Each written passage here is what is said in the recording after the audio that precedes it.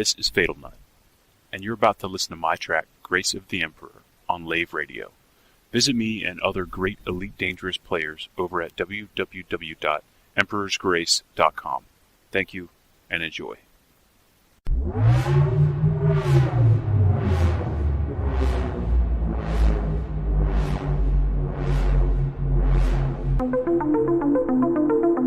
It's time to pick up arms, to reflect one's face, to reflect the hand of the Emperor.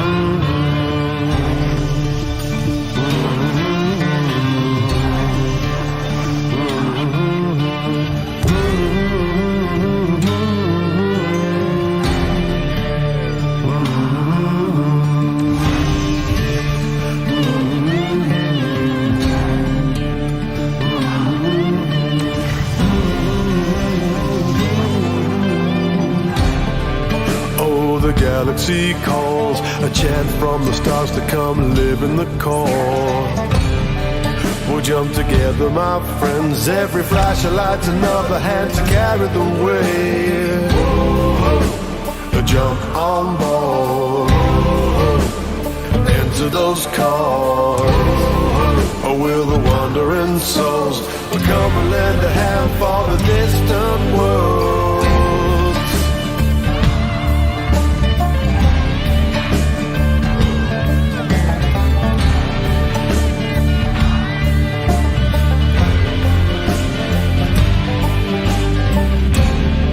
Or take a blast or two, 'cause in those pristine rings there's a fortune for you.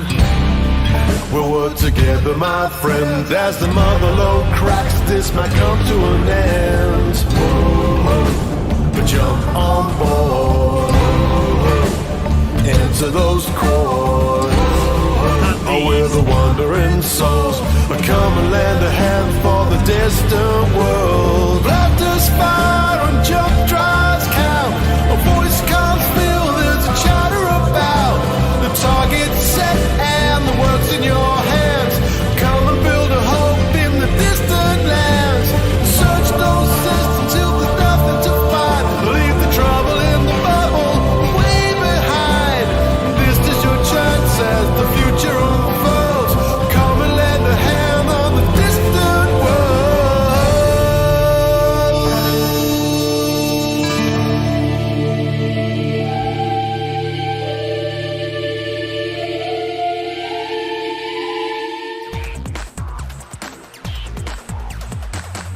With provisional Odyssey permits ready to be granted on Monday, the Pilots Federation has been busy performing final checks on the starports, outposts and settlements that are to be opened up to its members.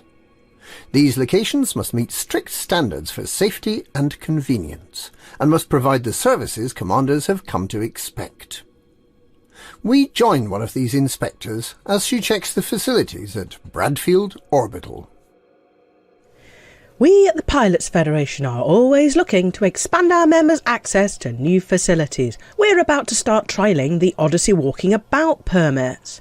But that doesn't mean just walking about on planets.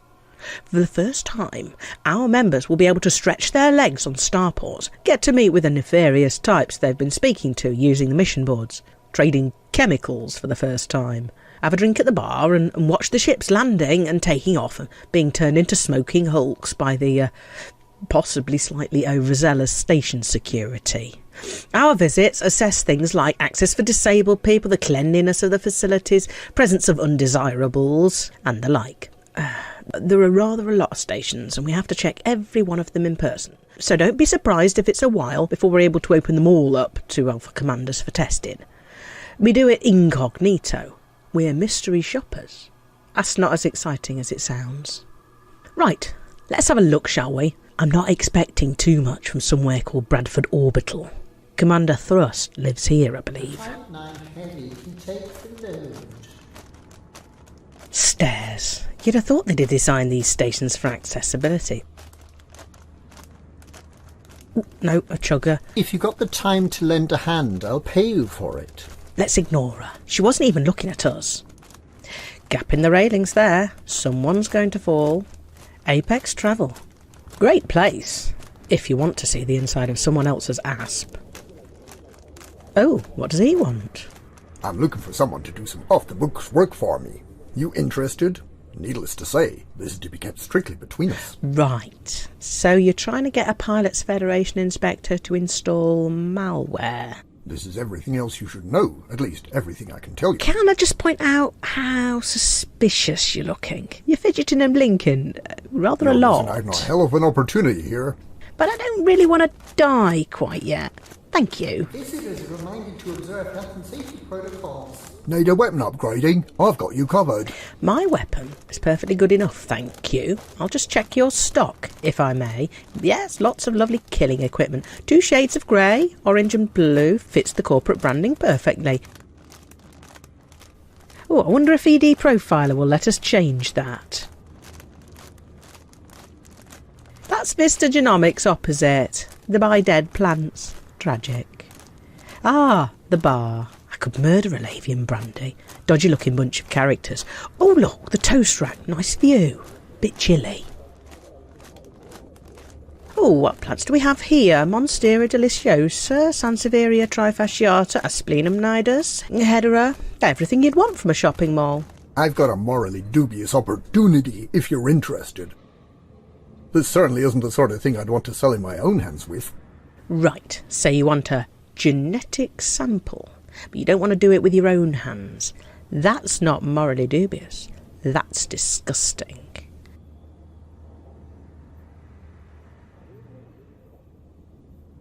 Oh, I suppose it depends on the rewards. Oh, titanium plating. I've always fancied having them plated. What precisely did you have in mind? Pay me a bit more and I'll get the marigolds. Might be a bit messy. Actually, it'll probably be very messy. Okay, I'll pay a bit more if it guarantees no mess-ups. I'm not sure he was listening. If you fail, don't bother coming back. Well, he seemed a nice man. Looking for something, Commander? Look at me when you're talking. I'd like a Lave and brandy, please. Got something to offload? Have a look. The only thing you won't find here is a discount. So, how much graphene does a brandy cost? Wonder why they have that big hatch in the floor in front of the bar here.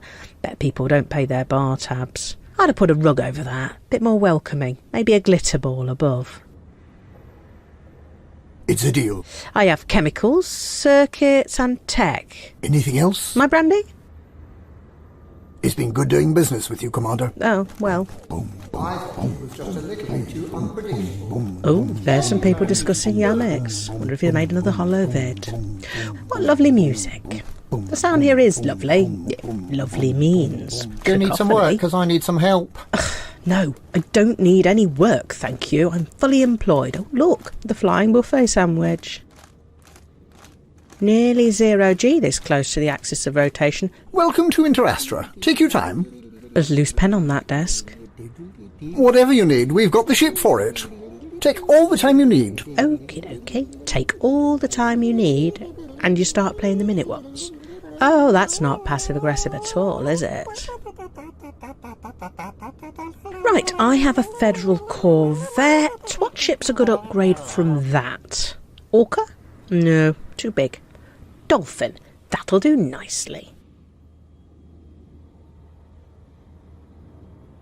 Is there anything else I can help you with? No. I'll be here if you change your mind. Load new ship, Commander. Funny.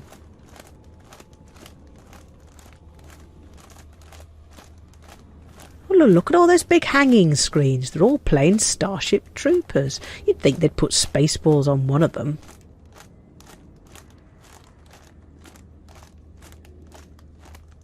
Okay, so now I need to check the mission boards. Oh, I do like orange. Lovely new mission board layout. Aegis. They sound nice. Do I fancy killing someone? No. Let's do a salvage mission. Find the Californium in an empty settlement. Yes, that sounds easy.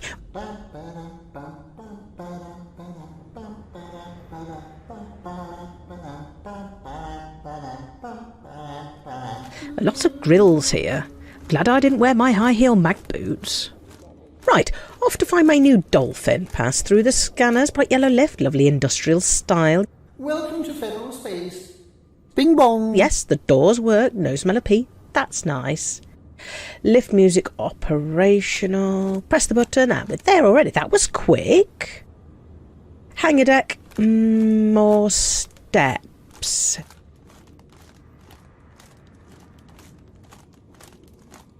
Cargo. In the instant loading transfer mechanism. Nice and clean down here. And there's my lovely new Dolphin being sprayed with water to keep it alive. Everything seems to be in order. Do my footsteps sound funny in here? Is it just me? Just because there's a ladder doesn't mean you have to use it. Beam me up, Scotty. Boom. And off we go. Everything seems to be in order here. Mission accomplished. I think our commanders will be pleasantly surprised by the environment we've arranged for them. Incoming mission message. Landing gear retracted. Go.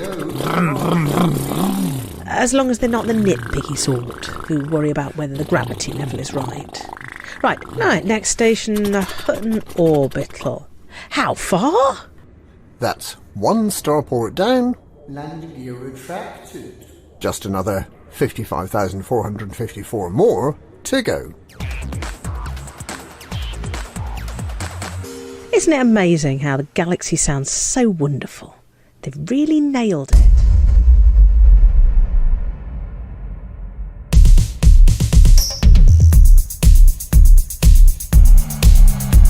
Lave Radio, Lave Radio. Lave Radio. Lave Radio, listen to Day-Dio. Dangerous podcast. It's the elite. Lave Radio, so much to say, Dio. This side of Diso, we're loving the heat. I hope someone knows what we're talking about. They mean disco. Lave Radio, it's here to stay, Dio. Orange Sidewinder. This is your crew. Lave Radio, hey, hey, hey, Dio. It's second technician. Forrester 2. Scump. It's a podcast that's based on a game. Not to listen would be such a shame. It makes other stations sound very lame. That's Lave Radio. Ooh, swing your pants. No, Simon, we're not them. We're pink custard. We cut the mustard. We're never flustered. We can be trusted. Lave Radio, this song's for you. For the Orange Sidewinder crew. Elite Dangerous is what you do. And then you talk a lot about it too. Lave Radio, ready to play Dio. Search for their website And off you go. Lave Radio, nothing to pay Dio. Sci-fi gamer DJ fans, This is your show. Oh, it's a niche audience then. This is radio online called Lave. With DJs Chris's Alan John, But not Dave. forever surfing internet airwaves. That's Lave Radio. It's a podcast that's based on a game. Not to listen would be such a shame. It makes other stations sound very lame. That's Lave Radio.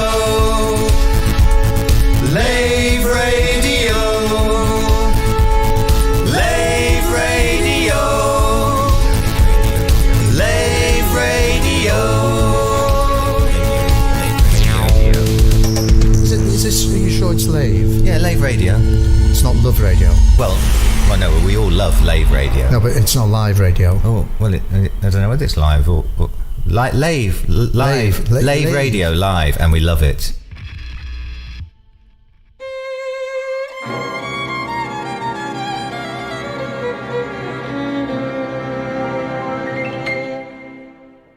A dog's got a heart, hasn't he?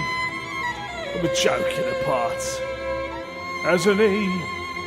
And though I'd be the first to admit this is a little like hell, I'm finding it hard to be really as calm as they tell. I'm reviewing the simulation.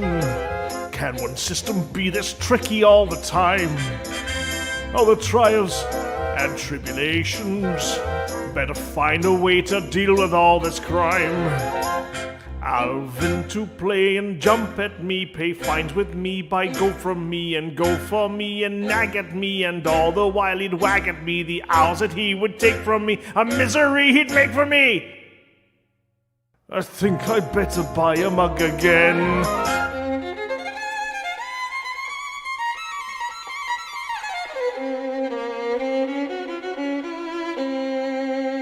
This system you can keep. Anyway, we didn't want it. Anyway, we can have any system or world, and I'm starting from now. They ask how to win systems, dear nocturnal boy. So how? I'm reviewing the simulation. I must quickly look up everyone I know. Title people with a station whose ships can make a real impressive show. I'll adopt a wealthy pilot stance and run a fleet of Ferdinands and wave at all the passing ships with friendliness as much as is befitting. Fellow ne'er-do-well, good morrow to your dear lad. Gold, I think I'd better buy a mug again.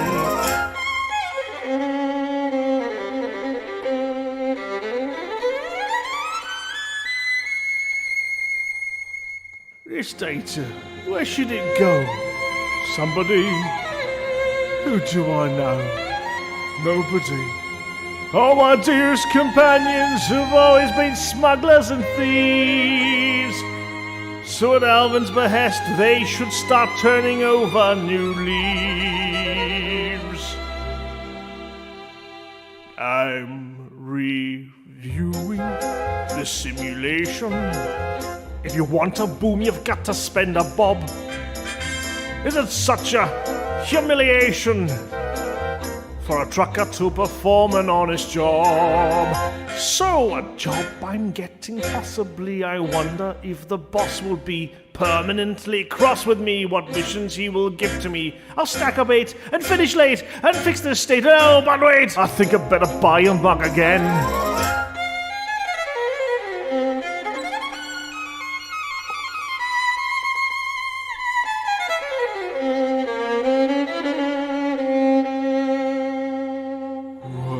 happens when we hit 70? Expansion time again. At 70, we're bold. The dice have rolled. Who knows which system we will try? Don't worry about credits. I've enough for just one more rebuy.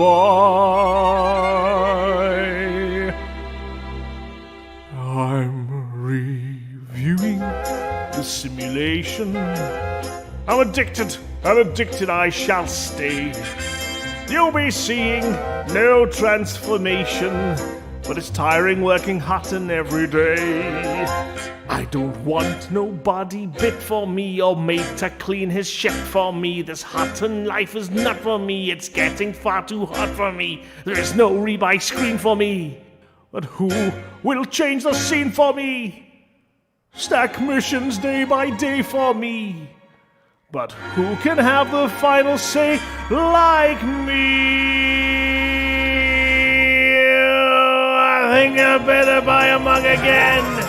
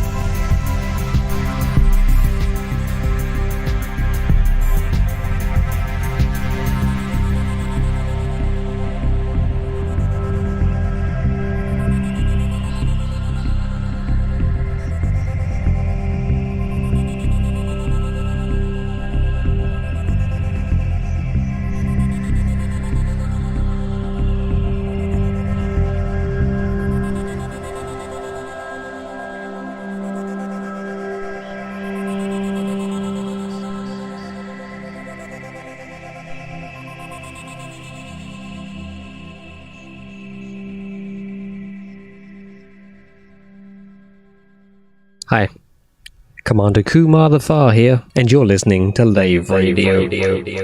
Up next is a track that I wrote based on a true story. It's called Pirates Took My Spaceship. Now, if you want to listen to more stuff that I've written, you can find that at soundcloud.com/KUMARTHEFFAR-1. Oh crap, the bag!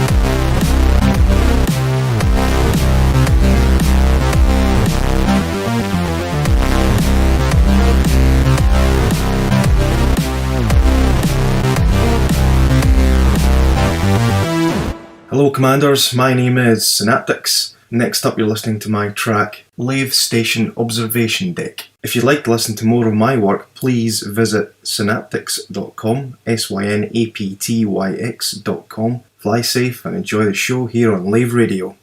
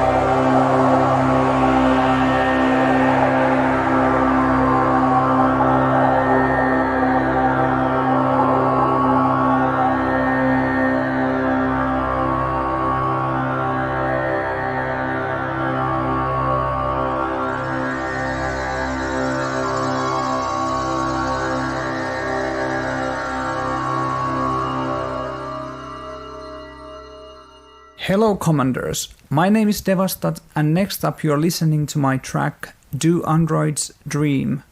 If you'd like to listen to more of my work, please visit soundcloud.com/Devastat. Fly safe and enjoy the show here on Lave Radio.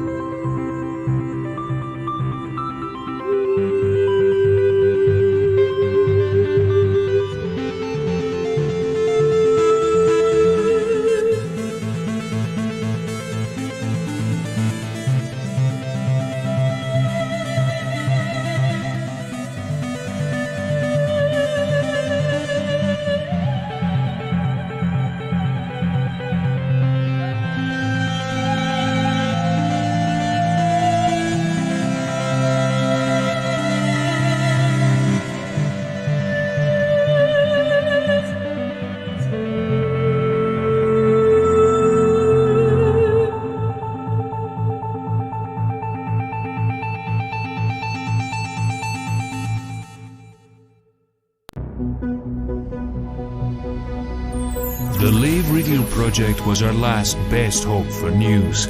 A self-contained podcast 2 hours long, located in neutral territory. A place of nonsense and innuendo for forum dads, community members and developers. A shining beacon in space, all alone on a Tuesday night. It was the dawn of the 3rd chapter of Elite. The year's space legs came upon us all. This is the story of the last of the Lavian stations. The year is 3307. The name of the place? Lave Radio.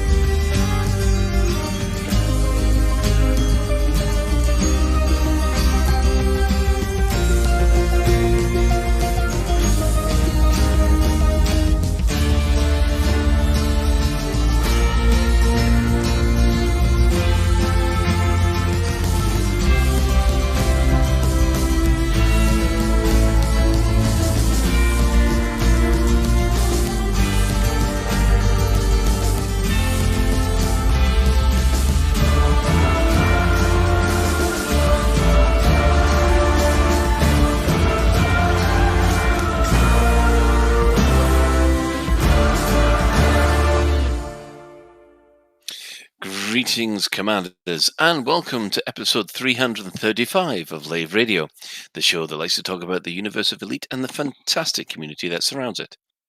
I'm your host, Commander Phoenix to Fire, Chief Archivist of Lave Station, and joining me in the Orange Sidewinder Bar for this episode, we're actually not in the Sidewinder Bar, we're actually standing around in Hugin's Enterprise Bar, which is in the Odyssey expansion. So if you wish, you can join us there, if Ben will allow you into the group.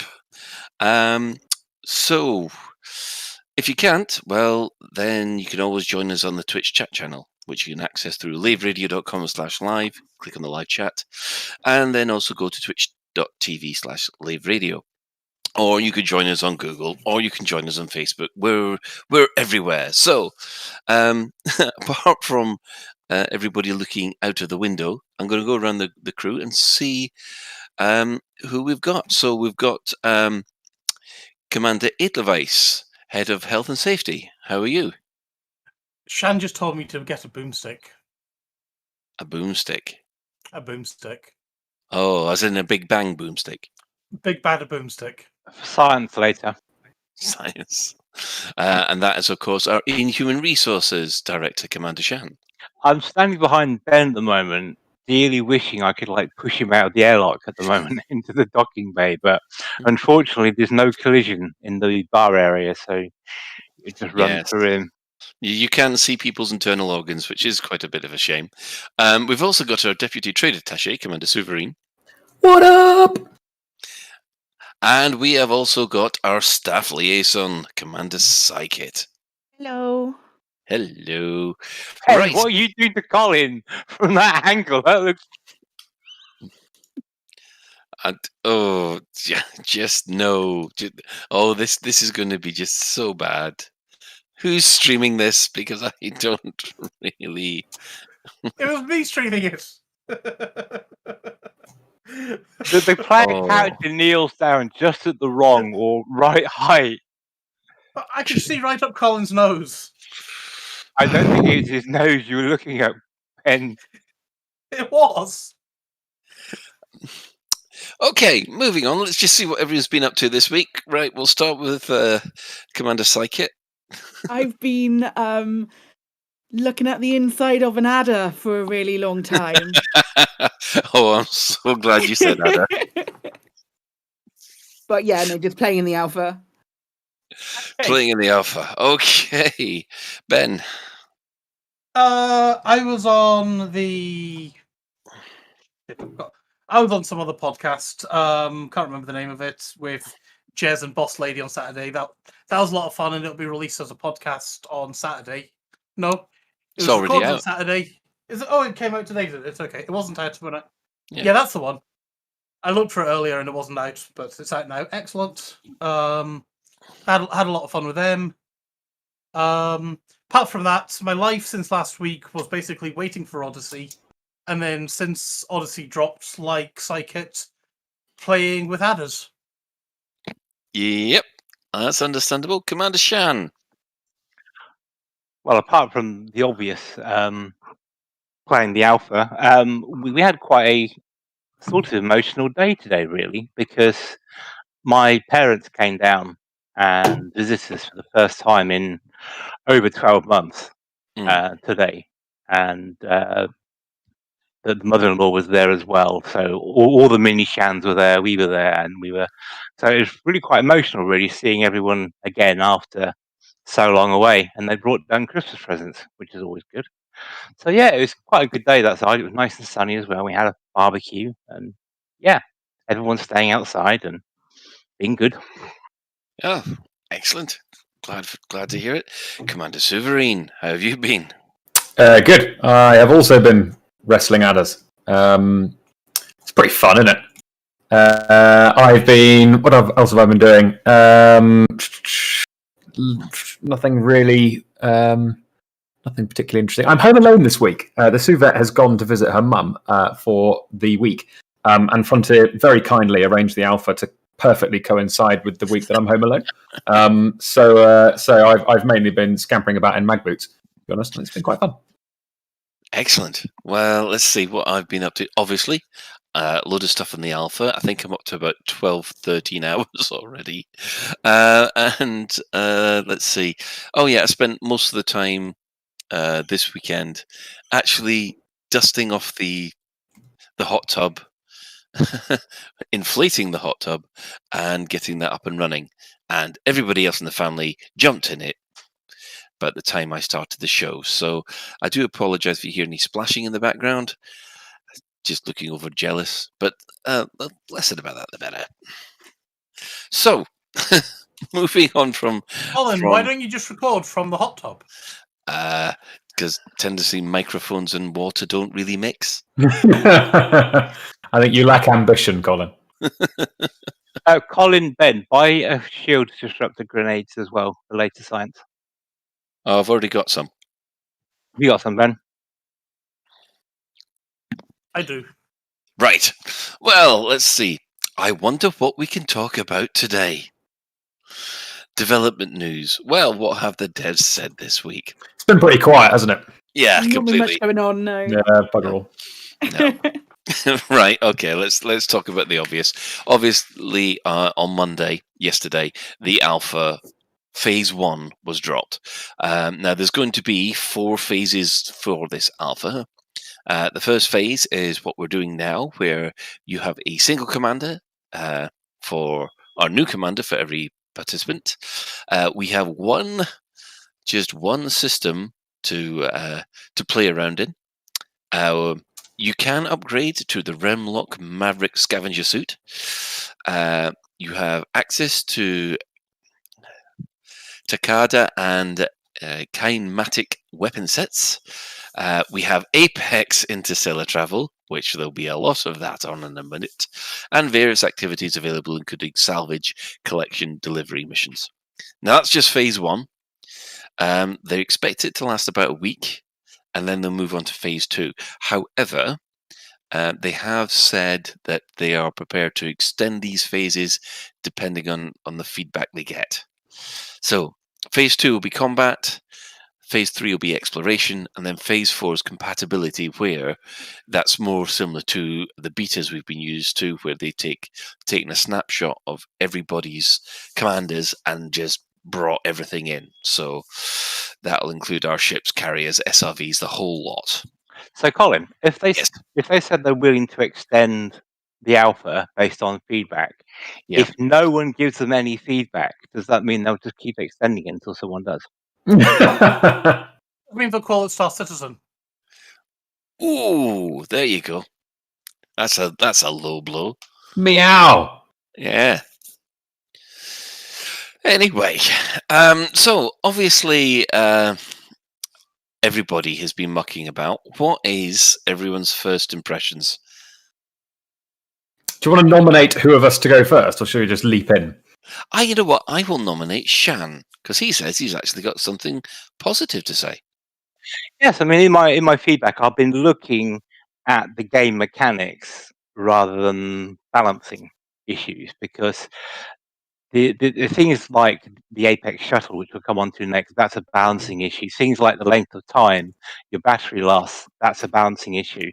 Difficulty of AI, that's a balancing issue. So I've been trying to put those to one side and look at the the game loops and things like that. And it's not too bad, although, to be fair, there's a few bits that do concern me. But again, it's alpha, and so it's really hard to pick. This needs fixing, that needs fixing, or whatnot. I mean, one of the oddities I did find was I am fairly sure that other players can loot the mission item that you are after in a different game mode. So you can go running around looking for, I don't know, a ship, a suit schematic, and someone else will nick it in another instance, leaving you with a death timer when it respawns. Now, that is a pretty game-breaking thing to happen, but whether they think that's fixable or whether that's not, I'm not sure. But it's actually not bad. I mean, you can pick holes in the graphics, you can pick holes in stuff like and the performance, but until we get the whole picture, I think it's very difficult to judge it from a game loop perspective, because at the moment there's only 4 or 5 different types of missions. What will there be when we get everything we have? So, yeah, I mean, I'm relatively positive about it, but as I say, I'm trying not to look at issues that I think are balancing issues, out of fairness, really. Okay, that's fair enough. Silverine, would you like to put forth your opinion? I love it. I think it's wonderful. I think it's absolutely wonderful. When I backed Elite, this is exactly what I wanted for it, and this is Odyssey is actually in some ways it is quite limited. It is very much, according to the way Frontier speak about it as well. It's very much focused on the focus is very much on these sort of frontier settlements and survival, as opposed to atmospheric worlds or ship interiors, for example. But despite the fact that it is quite specific in scope, what it does do is absolutely wonderful. The settlements are beautifully realised. I haven't done any missions yet. I've just been in tourist mode. So I can't really speak about the way the missions are designed. But the interlocking systems of the settlements seem really rewarding, giving you lots of options for how to approach problems. But the main thing for me is I've inhabited this universe for 7 years, and it's all been in my head. It's all been in my imagination. When I've been running missions, the people that I've been running for them for, and the story that my commander is carving out for themselves amongst the stars has very much lived in my head. But now those NPCs exist, and I can go and speak to them, and I know what they look like, and the universe has been brought to life. You hear conversations between NPCs, and it's a little bit like playing Oblivion for the first time, where you can see the ProcGen sort of radiant conversation system allocating lines to NPCs as they go. But it is still fascinating and brilliant to hear them comment on things like the system state or other or like the Thargoid attacks or stuff like that. It's just absolutely wonderful. All this stuff is things that's all been in my head until now, and now Elite has gained an entirely new dimension towards being a fully fleshed out universe we can inhabit. So I'm absolutely loving it. That's good. That's good to hear. Psychit, how have you been finding things? Yesterday, I was mining a whole mountain of salt because I couldn't do any mission. I was failing everything. It was all going wrong. Literally, when I logged in today, I logged into a rebuy screen because I had rage quit that hard when I died. But today, with the added missions and things like that, it was suddenly so much better, and everything sort of clicked. Yeah, it just clicked, and I was like, "Oh, okay, this is how I play as it. That's fine." Yeah, I must admit, I'm pretty much in the same boat as Psychit. When I was playing it last night, I was thoroughly disappointed and thought, "Oh God, this is going to be awful." Mostly because I kept on dying. I think I took about 20 missions, died every single time, and at that point, I just had enough. And then this morning, I managed to complete one mission. I managed to upgrade to the Manticore suit, and once I upgraded to the Manticore suit, it's like fantastic. That's what we wanted. Were you a bad Colin? No, I was a good Colin. I didn't fail a mission, and there is the trick where you fail a mission, where you can have a power converter, give that to the barman, or sell it to the barman, and that's it. You'll have enough money for the new suit. But I didn't do that. I only found out about it afterwards. Otherwise, I would have done it yesterday. That's really interesting, isn't it? Especially since last week's show where we were talking about exploits and cheesing game glitches. I know. It's just it did get at a point last night. It was just the disappointment that the fact that okay, I've got all this new fantastic toys to play with, yet I couldn't play with them. It's like the toys were kicking me back, not me kicking the toys around, which was a bit disappointing. But I think there was an extenuating circumstances though yesterday because we were essentially in a catch-22 situation before the patch. We needed the arc cutter to do the missions, but we needed the missions to do the arc cutter. And then they released that patch at about 10 o'clock last night. And by the time I'd finished patching, it was about 11:30, coming up nearly 12 o'clock. And by that time, I'd already cheesed it because I was trying to do the missions and I was trying to actually do things. Yep, same. Not Exactly just the die. same. I was very much like I need to go and buy.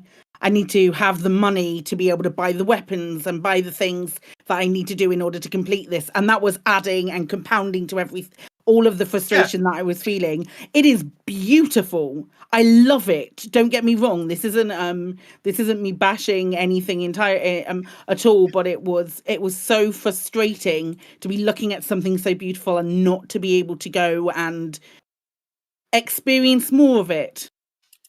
Yeah. Yeah. That's exactly what I think happened to me last night. I mean, yeah, rage quitting. I think that's the closest I've come to. Yeah. Which I thankfully I learned about the cheese before I was at the rage quit stage, but I was definitely on the I'm getting seriously peeved off stage. And then, Go and then I can't remember who. One of the commanders said, basically it was like, we found a cheesing mechanism over, and this is how you do it. I think it was Lex Moloch at Sagai who found it out, actually. I don't. Well, that's not who I found it from, but he might have. I don't know who originally found it. Okay. He posted it in Sagai pretty early in the day and said that he had figured it out himself. And then somebody saw that and said, "Hey, do you mind if I go post that elsewhere?" It is not wildly complex, so it's perfectly possible that lots of people figured it out independently. That's also possible. Yeah, that is definitely possible. Yeah, I think it was Survival Bob was the guy who I heard it off of, and I think he found it off the guy who actually did the most recent exploit video, which I can't find who did that. The one with the Type 10 and the Hawks Game. Was it Hawks Gaming? I'm sure he said he heard about it in Hawks Gaming channel. What's that? Sorry? I thought it was Worth who found it, wasn't it? Or maybe it's one of these ones that does the round at the speed of the internet. Yeah, exactly. I mean, as Sue said, it's not exactly hard. You just have to you fail a mission, and there's like, hang on a sec, I've got this thing that's worth 100,000 credits in my bank. Yeah. This is an odd definition of failure. Yeah. What do we think that Frontier would have been better off to give us a bit of money before this started? Like, what are people's opinions on the fact that you guys were quite close to rage quitting? Well, it was the missions that we were taking that was the problem. Yeah. The missions that we were taking were far too advanced for the equipment that we had. And let's be honest, our abilities, because we were still... I got shot down on my first mission because I was still trying to work out how to pull my gun out. Yeah. It's also for the missions that were available. The missions which you have to go and do, they were generating boxes inside of locked areas originally. Right. Still. So I tried doing some of those scavenging missions yesterday. And I was like, okay, I'm trying a scavenging mission because I can't break into the place to return the power core. Let's try another mission type. Yeah. And I was like, well, I can't break into that bloody place to steal the box. What the hell am I meant to do? I mean, there's sorry, around that. It's kind of. Can I just finish my point, Shannon, and then I'll let you dive in? Dom then basically went off and told us. Dominic Corner went off and told us, yeah, guys, that was one of the patches that came in last night, and during the patch, that was also a server-side thing as well. So they restarted the servers, fixed the missions that meant that we couldn't complete things, and they also gave us some client fixes as well last night. And today, as we've all found out, it's all been fine. Oh, it's improved. It's not 100%. Fine being a relative term. Yeah, Shan. A couple of things. The concerning thing, in a way, is that you'd think before they release the alpha, they would test the starting experience and find that sort of thing, rather than release it to the wild and have hundreds of thousands of frustrated players not being able to complete it. The whole starting experience, it needs a tutorial or a bit more hand-holding. Now, I know Elite's supposed to be a vertical learning curve, but things like, how can I get this door open? I don't know what a cutting tool is or where to get one or anything like that. It just needed some sort of introduction thing, I think. And maybe that will come along. Maybe I'll have a series of tutorials that will guide the player through. I don't know, but yeah, I mean, the other thing that I just want to quickly touch on is I'm a bit disappointed with the lack of interactivity inside the single room in a huge space station. Yeah. Okay, we'll touch on that one in a bit. So, Ben? I don't have anything to prove this one way or the other, but I don't think we've got the new player starting experience. I think we've got the Welcome to Odyssey and Tested guys starting experience. Yeah. I don't know, and that worries me slightly because I agree that I think we need to have a proper please test new player starting Odyssey, but I don't think this is it. No, I completely agree with that. Psychic. That was absolutely going to be my point as well. Sorry. No, it's fine. But we're not new. We are new players, not starting in the Nubula. We don't have the liberty of having these easier missions that the new player experience is. We know that the new player experience is from now on with Odyssey is going to be starting out on foot. So what I would like to see is of the same sort of thing that we get with the the current new player experience is there are a series of, yes, albeit lacking, but there are a series of little tiny walkthroughs and a couple of little hand-holdy moments that are just enough to go, okay, yeah, this is how I can do things. I felt so lost. I felt so lost yesterday. And I felt so lost in front of 150 people. That was terrifying. Yeah, that would add to my frustration as well, obviously. But it's just I feel like either a little bit of extra money to have a play with, or a little bit of extra bit of extra help, really. Yeah, just like little tooltips or guides or something that went on YouTube, just something little, just to go, okay, you need X, Y, and Z, or just go, look, there's a question mark here. If you click on that, it will tell you what you need. Something as simple as that would have been great, but it just wasn't there. Okay, right, we'll go back to Shan now. You've got a point about the interactivity on foot.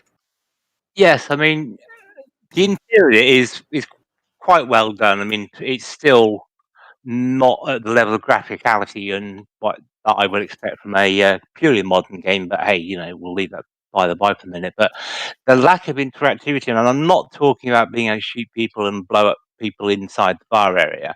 I'm talking about you walk around and there's chairs and sofas. Why can't we sit down on the chairs and sofas? We can't talk to each other in the bar area other than by whispering. There's no kind of local fast chat. So having a place where you can chill out with your friends is a bit off limits, because it's kind of like, we can fly a starship across the galaxy, but we can't sit down in anything but our pilot chair. There's no emotes. You can't wave to people. You can jump up and down and say hello, here I am. It's just dead, basically, other than a few NPCs standing around miming.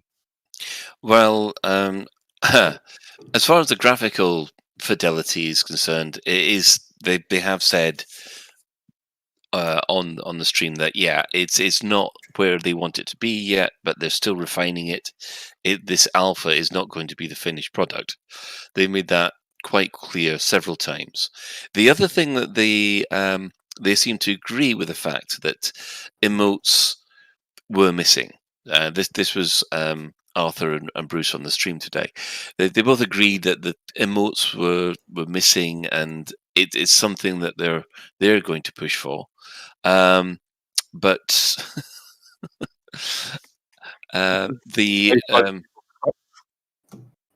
what was that, Shan? Safe on Beaver Blocks, because you've got yourself, Colin, and Stephen Asher that will join.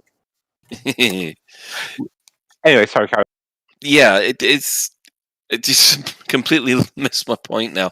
The CMs were certainly agreeing with the community that the interactivity is a little bit lacking, but I'm hoping that it's something that they can work on. So yeah, Stephen Usher says that they'd like some emotes, like simple ones like wave and smile. The trouble is, though, they're not an easy thing to put in or a quick thing, because they have to be motion captured and rendered, and also they're not just you can't just do them, otherwise they look really false. And I don't know, it seems an obvious omission to me. If you wanted areas to be places where players can just chill out, I would have thought that would be right at the top of the list to be able to make happen. I see Commander Shorty's almost uninstalled yesterday, so not as bad as Rage Quit as that, so at least we have to be thankful. So, now the other thing that they were saying was that they actually released the specifications for the alpha, and I was quite surprised because I thought it was going to be pretty much the same. Well, they claimed it was going to be pretty much the same as Horizons, but looking at it, it's a little bit more of a jump, isn't it? So the recommended specs now are an Intel Core i5 8600K or an AMD Ryzen 5 1600, above 4 gigahertz recommended, 12 gigabytes of RAM, an NVIDIA GTX 6010 or a Radeon RX 550. 5050 and 60 gig of available space. Now, is anybody here going to have to upgrade? Nope. I'm not, but Commander Orange Phoenix at Sagittarius Eye is he can't play at all, and GPUs are not. It is not a good time to be buying a new GPU. So I think he is he's looking down the barrel of not being able to play Elite until the console release. Sadly. Now, what's the recommended stats? Is that just for the alpha, or do we anticipate them dropping as they optimize the engine? Ooh, I got no idea about that. We'll have to wait and see. Psychic. On the forum post where they said those specifications, the first thing that Zach says on that list is, when they give that list, is please be advised that these are solely for the alpha, and there is going to be further optimization. So Right. I'm not super concerned. Yes, it's an absolute ball ache for those people who want to play the alpha and can't at the moment because their systems can't handle it, and they've paid for it for sure. But I'm not super concerned at the moment until, we are still it is an alpha. It's not the finished product by any stretch of the Day 2 imagination. of the alpha. Yeah. Yeah, exactly. Yeah. Right. Well, one thing that we are going to be doing is one of the big controversial parts of the alpha has been the Apex taxi service. Now, what we're going to do is we're going to do an adder off. We have the Chris Mark IV in an adder. He is going to be flying to a destination, and he's going to race, I think it's Ben, in the Apex, and we're going to see who gets there first. So that's really embarrassing for Chris if he loses, isn't it? Will be. So, have you two decided on a destination? Yeah, we're going to fly from Huygens over to Hopkins Enterprise, over to Hopkins, whatever the hell it is. The place that we all basically, when we die, we go back into. Now, shall we all go across Hopkins? Oh, well, come if you want to come. Or you guys can go and do your own thing. It's up to you. But I was thinking of I'm heading down to my adder. Because obviously, Chris is streaming and I'm streaming. And then we'll be able to see on the stream how we're doing. So what we'll do then is we'll hold off until you've launched, and then we'll make our way over to Hopkins so we can do the other science. Okay, or why don't you make your way down to one of the settlements on one of the planets with an atmosphere, and then Chris in Planet 3C in Star C, sorry, and then Chris and I can join you guys there maybe. So the planet, the settlements below Hopkins. Go to one of the no, not Hopkins, Star C in the star that we're on. Let me have a look at the map. Yeah, why don't you go to Adachan C5 somewhere? Okay, get your race started and we'll sort it out. Yeah, and then Chris and I can join you guys there. Okay, we are taking bets. Maybe you'll give us a warm welcome. we are taking bets on who will win. Okay, Chris, I'm gonna go. I'm ready to board. Are you ready? If you want to talk. Yep, I'm ready. Okay, I'm pressing F to board the ship. Now then. Okay, I'm loading in and out. Have we got a launch happening at the moment? Yeah, I am now heading out, and I'll tab over and see how Chris is doing. All right, let me know I'm going, so just go. when you're about. I've taken off. Oh dear. Right. Well, as that carries on, we'll discuss what the major issue is with the taxi. Now, obviously, one of the major complaints that's been leveled at the alpha so far is that the fact that the taxi takes so long. Now, the main issue that I have with this is I don't think it's a problem with the taxi. I think it's a problem with where they have situated the missions in this system. Shan, do you want to talk about mission placement? Is that going to be the best phrase? Yeah, I think I think there's a couple of issues here, which is why I've categorised it in my balancing list. Is the first one is you have to remember every single player in the game in the alpha is in this system. So I think what they're trying to do is they're trying to stress test the Apex system by having as many commanders in the supercruise jumping in and out, etc., at the same time. Because if you only had a short hop, you wouldn't get that concurrency of players in supercruise that you might be looking for. So I think it's a deliberate choice to have journey times that long. And also, if you think about it, when it goes live, we'll have our own ships probably. We won't all be in the same system trying to go to the same places. And this is a fairly unique system. I mean, to be honest, if I knew there was a mission 150,000 light seconds away, I probably wouldn't take it, or I'd choose something else. And also, the other factor is, if you have a ship, when you've done your mission, and if the mission giver is closer to the star, you jump out to the nearest system, then you jump back and then travel back.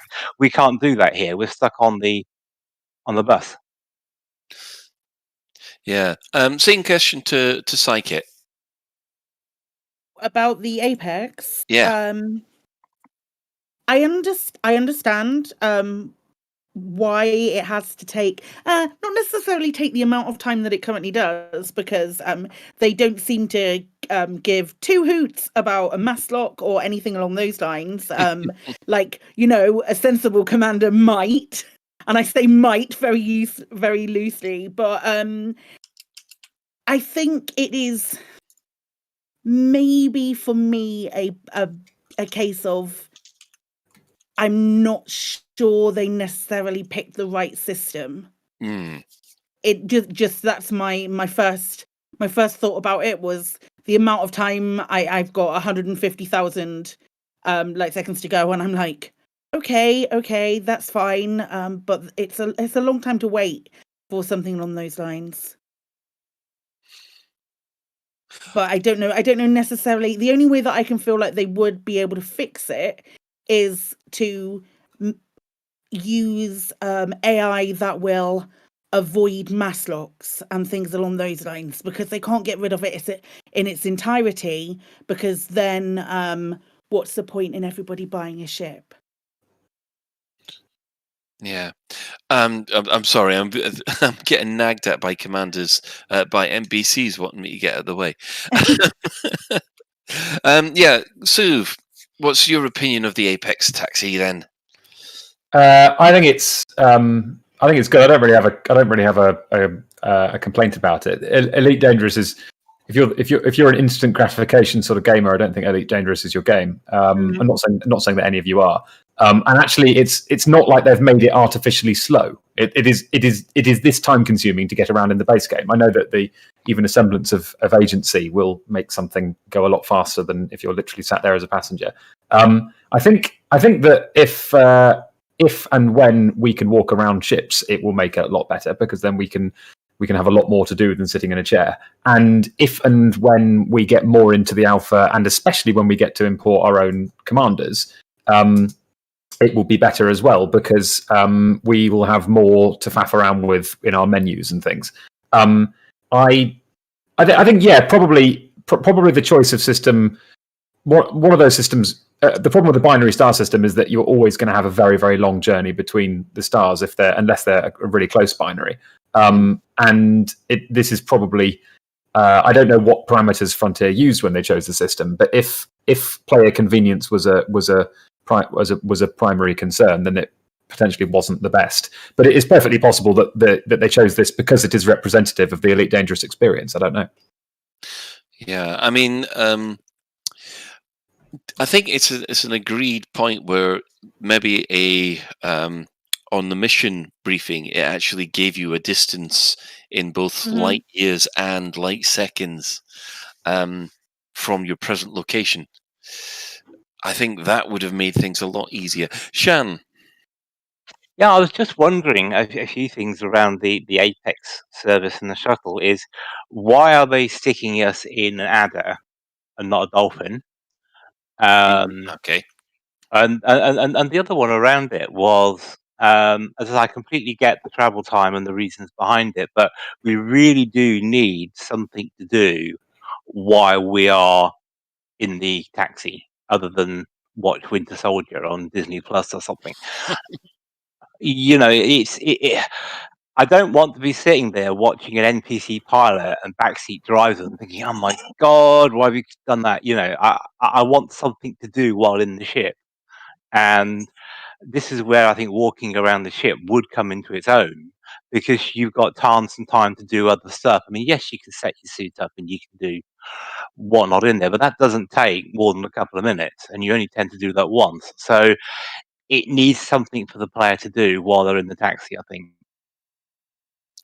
Yeah, it was funny that you should mention that, because again on the stream today, both Arthur and Bruce would agree with that point. They did say that in something needed to be done about the long wait time, even if it was just even a mini game. There were even the suggestions of the original Elite as a mini game in as you flew, which is so meta it hurts. I would have suggested CQC, but by the time you found a match, you'd probably be there. But something like that. That's a little unfair, actually. I'm finding I'm getting CQC matches quite quickly these days. Yeah, it's very tongue in cheek. But yeah, okay. I mean, the original Elite would be quite fun to play, I think. Commander Shorty says, yes, I think we need the 1984 Elite to play on the taxi. It's not as if it's a memory hog. Ben? I'd actually like, some kind of online version of an Elite equivalent of Djarak or something like that. Or Sabak or something. But what we could go and do with the whole CQC thing is, even flying, it's about 5 to 10 minutes, I'd say, from one side of Adati to t'other. And, you could go into a map, and then by the time you come out the map, you've landed at your destination, and you're just sitting at the disembark screen, basically. That seems reasonable to me. And probably more reasonable than just kicking you out and having some NPC shoot you while you're playing CQC. Now, there was actually some talk of the adders, these Apex adders, being you're able to intercept them as other players. I mean, how do people feel about that? We'll try Psykit first. Keen. I'm not keen at all. I don't want to.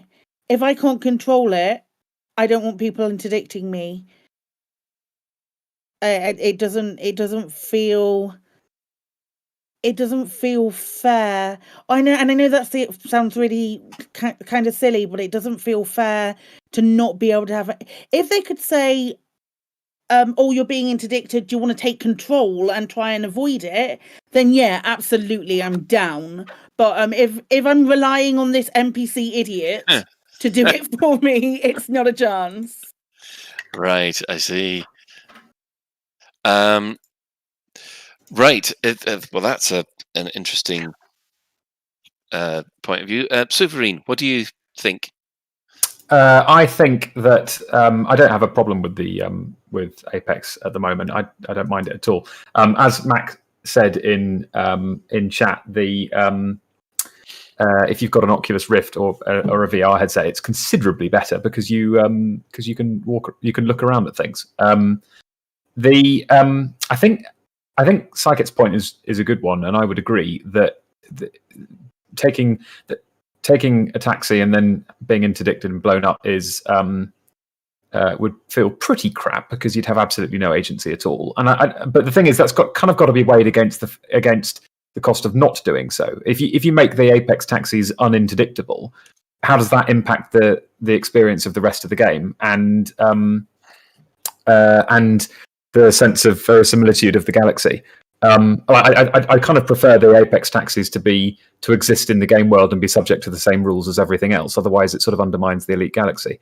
And my final thought on it is that if and when we can walk around ships, it will be much, much better because then being interdicted will be an event that interrupts your play and that you have to respond to, and you'll have to scramble to go and get the fire extinguishers and mag boot your way down the corridor to go and to put out the fires and stuff. And it will be absolutely bloody brilliant and exciting. And until then, it kind of, the nature of the beast is that it can't be anything other than an inconvenience or worse, really. Okay, Ben. I think about the interdiction, I agree with what Suva and Psychic have been saying about you need some kind of player agency. But I wonder what Psychic specifically would be thinking about. How about the NPC pilot says, "Hey, could you get on the turrets?" Mm-hmm. And you go and do that whole Han Solo shouting at Luke Skywalker to get on the turrets when they're getting interdicted by TIE fighters. It's an ad, Ben, not the Battlestar Galactica. I know that, but it's you can still give it a couple of Type 1 lasers or whatever it has. Type 2. You can have Type 2 turret, a Type 2 turret on it. Okay. So it's not a great punch, but it's better than a Sidewinder. So long as you have the only people who interdict it are shitty NPCs or commanders who are just going to gank you in their corvettes.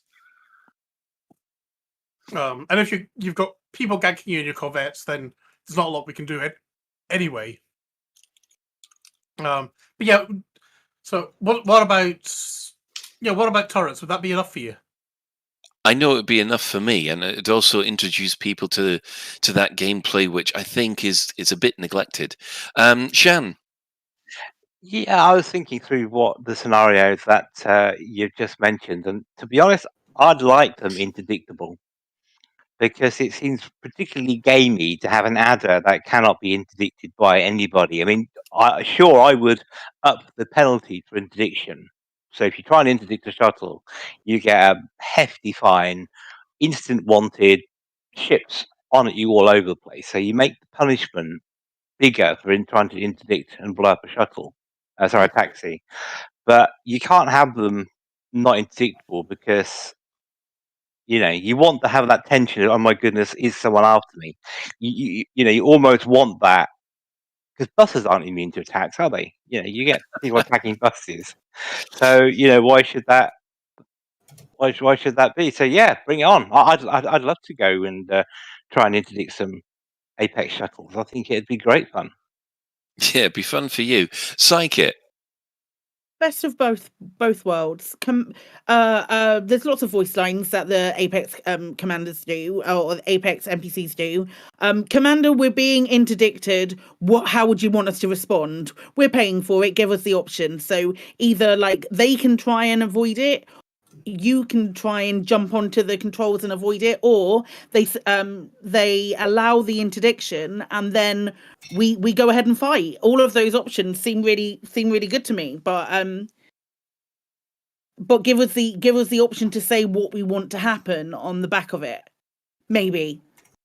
The thing is, though, Psyche, is if you give people that choice, by the time they've thought about it and given the choice, they could have been blown up. I'm sorry that they're so slow to not do that. Then I feel like we need to have the choice. Oh, the life expectancy against a PvP rated ship for an adder is probably less than 20 seconds. Hang on. I'm sorry to interrupt. Have we got a winner? I think we have. Oh, hey! It's Commander Edelweiss. In the Apex adder. There you go. Well, there is a shock. Otherwise, well, Chris Mark IV. I'm ashamed. I'm totally ashamed and aghast. You were beaten by the AI, mate. To give Chris fairness, I think he left about 10 seconds after me. So, Yeah, he's did land 10 seconds later than. Yeah, he was more than 10 seconds behind. I don't think he's still landed. I'm still flying at the moment. If people want to make Apex faster, look at that. You should get players to get faster, not Apex faster. Okay, so we will wave. The Chris Mark IV now has to walk around with the stick of shame for the next week. Stick of shame. We'll use our logs to actually get a proper timing for Chris and I. But yeah, that's embarrassing for Chris, or people are actually worried and things over nothing. Yeah, we've had a couple of comments from the chat room. Commander Zefontar says yes, he wants to interdict taxis, but then some people would hunt taxis for players. Kaizen is betting that you'll only be able to use taxis in solo mode when it goes live. And Bitstorms goes, well, actually allow taxis to call in their taxi buddies within seconds, and suddenly 50 adders appear, which I think some of the people I know would just say, great, target practice. Well, yeah, that'd be like being tried. It'd be like the scene in Jurassic Park, when that little dinosaur hops up and goes, yeah, at Nedry, I think it is, and then you go, hello, and all of a sudden all his mates stand up. So it'd be like that. Yeah, Suv, you got a point. First of all, I've just landed on an ice planet and with an atmosphere, and it's got really low gravity, and I'm bouncing around like a rabbit and looking at the sky. It's got a flipping sky. I'm really dangerous, and there's a sky, and it's just the best. It's just the best thing ever. And the second thing was, I love the turret idea. Have the taxi driver say, "Oh God, we're being attacked! Hop on the turrets quickly!" I think that's brilliant, and it would be really, really fantastic way to inject a bit of agency into an essentially passive situation. Problem is, turrets on an adder, you're never going to take down anything, and griefers don't fly adders; they fly third alliances. So unless you equip the taxis with the same weapons that the ATR have, you're never going to win. But potentially that's an option. Potentially Apex could all have the same weaponry as the ATR, and the only way players can ever get it is when they are interdicted by griefers. That is a very, very good point. So could you? Sorry, Colin. Quick question about Sue. So would you have it so the player could take control of the turret at any time? Because I could see that being immense fun when you're coming into dock, jumping into the turret with the same 80. Yeah, no, I wouldn't. No, I'd have it so that the interdiction event triggered the dialogue option of, "Hey, Commander, can you help out? We're being interdicted. Hop on that turret," and then that be the only experience you get, because that means that you couldn't use it for griefing, and you couldn't get used to it. You couldn't get used to it. It would be a single scenario event, but I think it would be quite cool and varied. I like it. Right. Well, we seem to have a. I can't believe that the Apex won. Right. So now, looking at some of the missions that we've had, I'll go around the group. See, well, obviously, Silverine, you've not run any missions yet. Nope. No. So I'm not going to throw this one out to you. I'll throw it to Psykit first. Have you got a favourite mission type that you've had so far? So the assassination missions look really, really fun, but I haven't been able to successfully complete one yet. And I am fine with that because the ones that I've had to sneak in, get clearance to get into other rooms or other areas, then find the lad that I'm supposed to be murdering. Mm. And then all hell breaks loose. I get scanned and then I'm dead within seconds, or critically injured, one should say. Yes. But it's so fun. There's so much more to it than just putting some things on your ship or going and killing 50 pirates in a Hazres. It feels really dynamic, and I really enjoy the assassination missions. The only things I've been able to successfully complete so far are the little fetch quests, where they give you the number that you have to type in, or the keypad number, and you can go and do that, grab the item, and then go back, which is pretty rewarding in itself to even be able to even complete a mission. But I love it. I really like the assassination missions. More of them, please. Excellent. Shan, what's been your favourite mission type so far? Well, the grab a salvage thing from a deserted settlement is the easiest, and you can get those in about 3 minutes. Because as you know, you can find a terminal, use the energizer gun, sacrifice some of your suit power, and kind of away you go. And then you just look up where the container is, and so they're easy. And I managed to luck out and get one of those the first time round. I like the assassination ones thing. I've only managed to do them once, and that was kind of a bit fluky, really, because I managed to climb on top of something and sort of basically get in between the scenery and snipe something. So use a bit of deviousness to get that. But yeah, the other thing I've noticed is have you used a cutting tool to cut away the inspection panel? Yes. Have you noticed it's like when you use a tin opener on a tin of soup and the top drops down into the soup? Yes. Have you used the cutter on any other panels apart from the access panels? I tried to use it on a guard and then he got me. Yeah, because I'll come on to that at a later point. Ben, Suv, have you got a quick? Just a quick question regarding the cutter. Am I right in thinking that so what I would I don't know whether when you use it, it is a freehand thing that you paint a sort of wound onto the metal with, or whether pressing the trigger triggers a scripted event in which and lets your avatar draws a little box. Does that make sense? Yeah. No, Sorry. All right, you go. You go, Shan. Yeah. What happens, Sue, is there's a little red dot if you aim at the wrong place on the panel. So basically, you just trace the green dot around the outside of the panel. I see. Okay. There's sort of aiming, but it's kind of noddy aiming.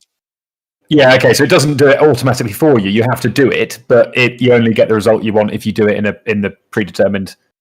So it is like you are doing it freehand essentially.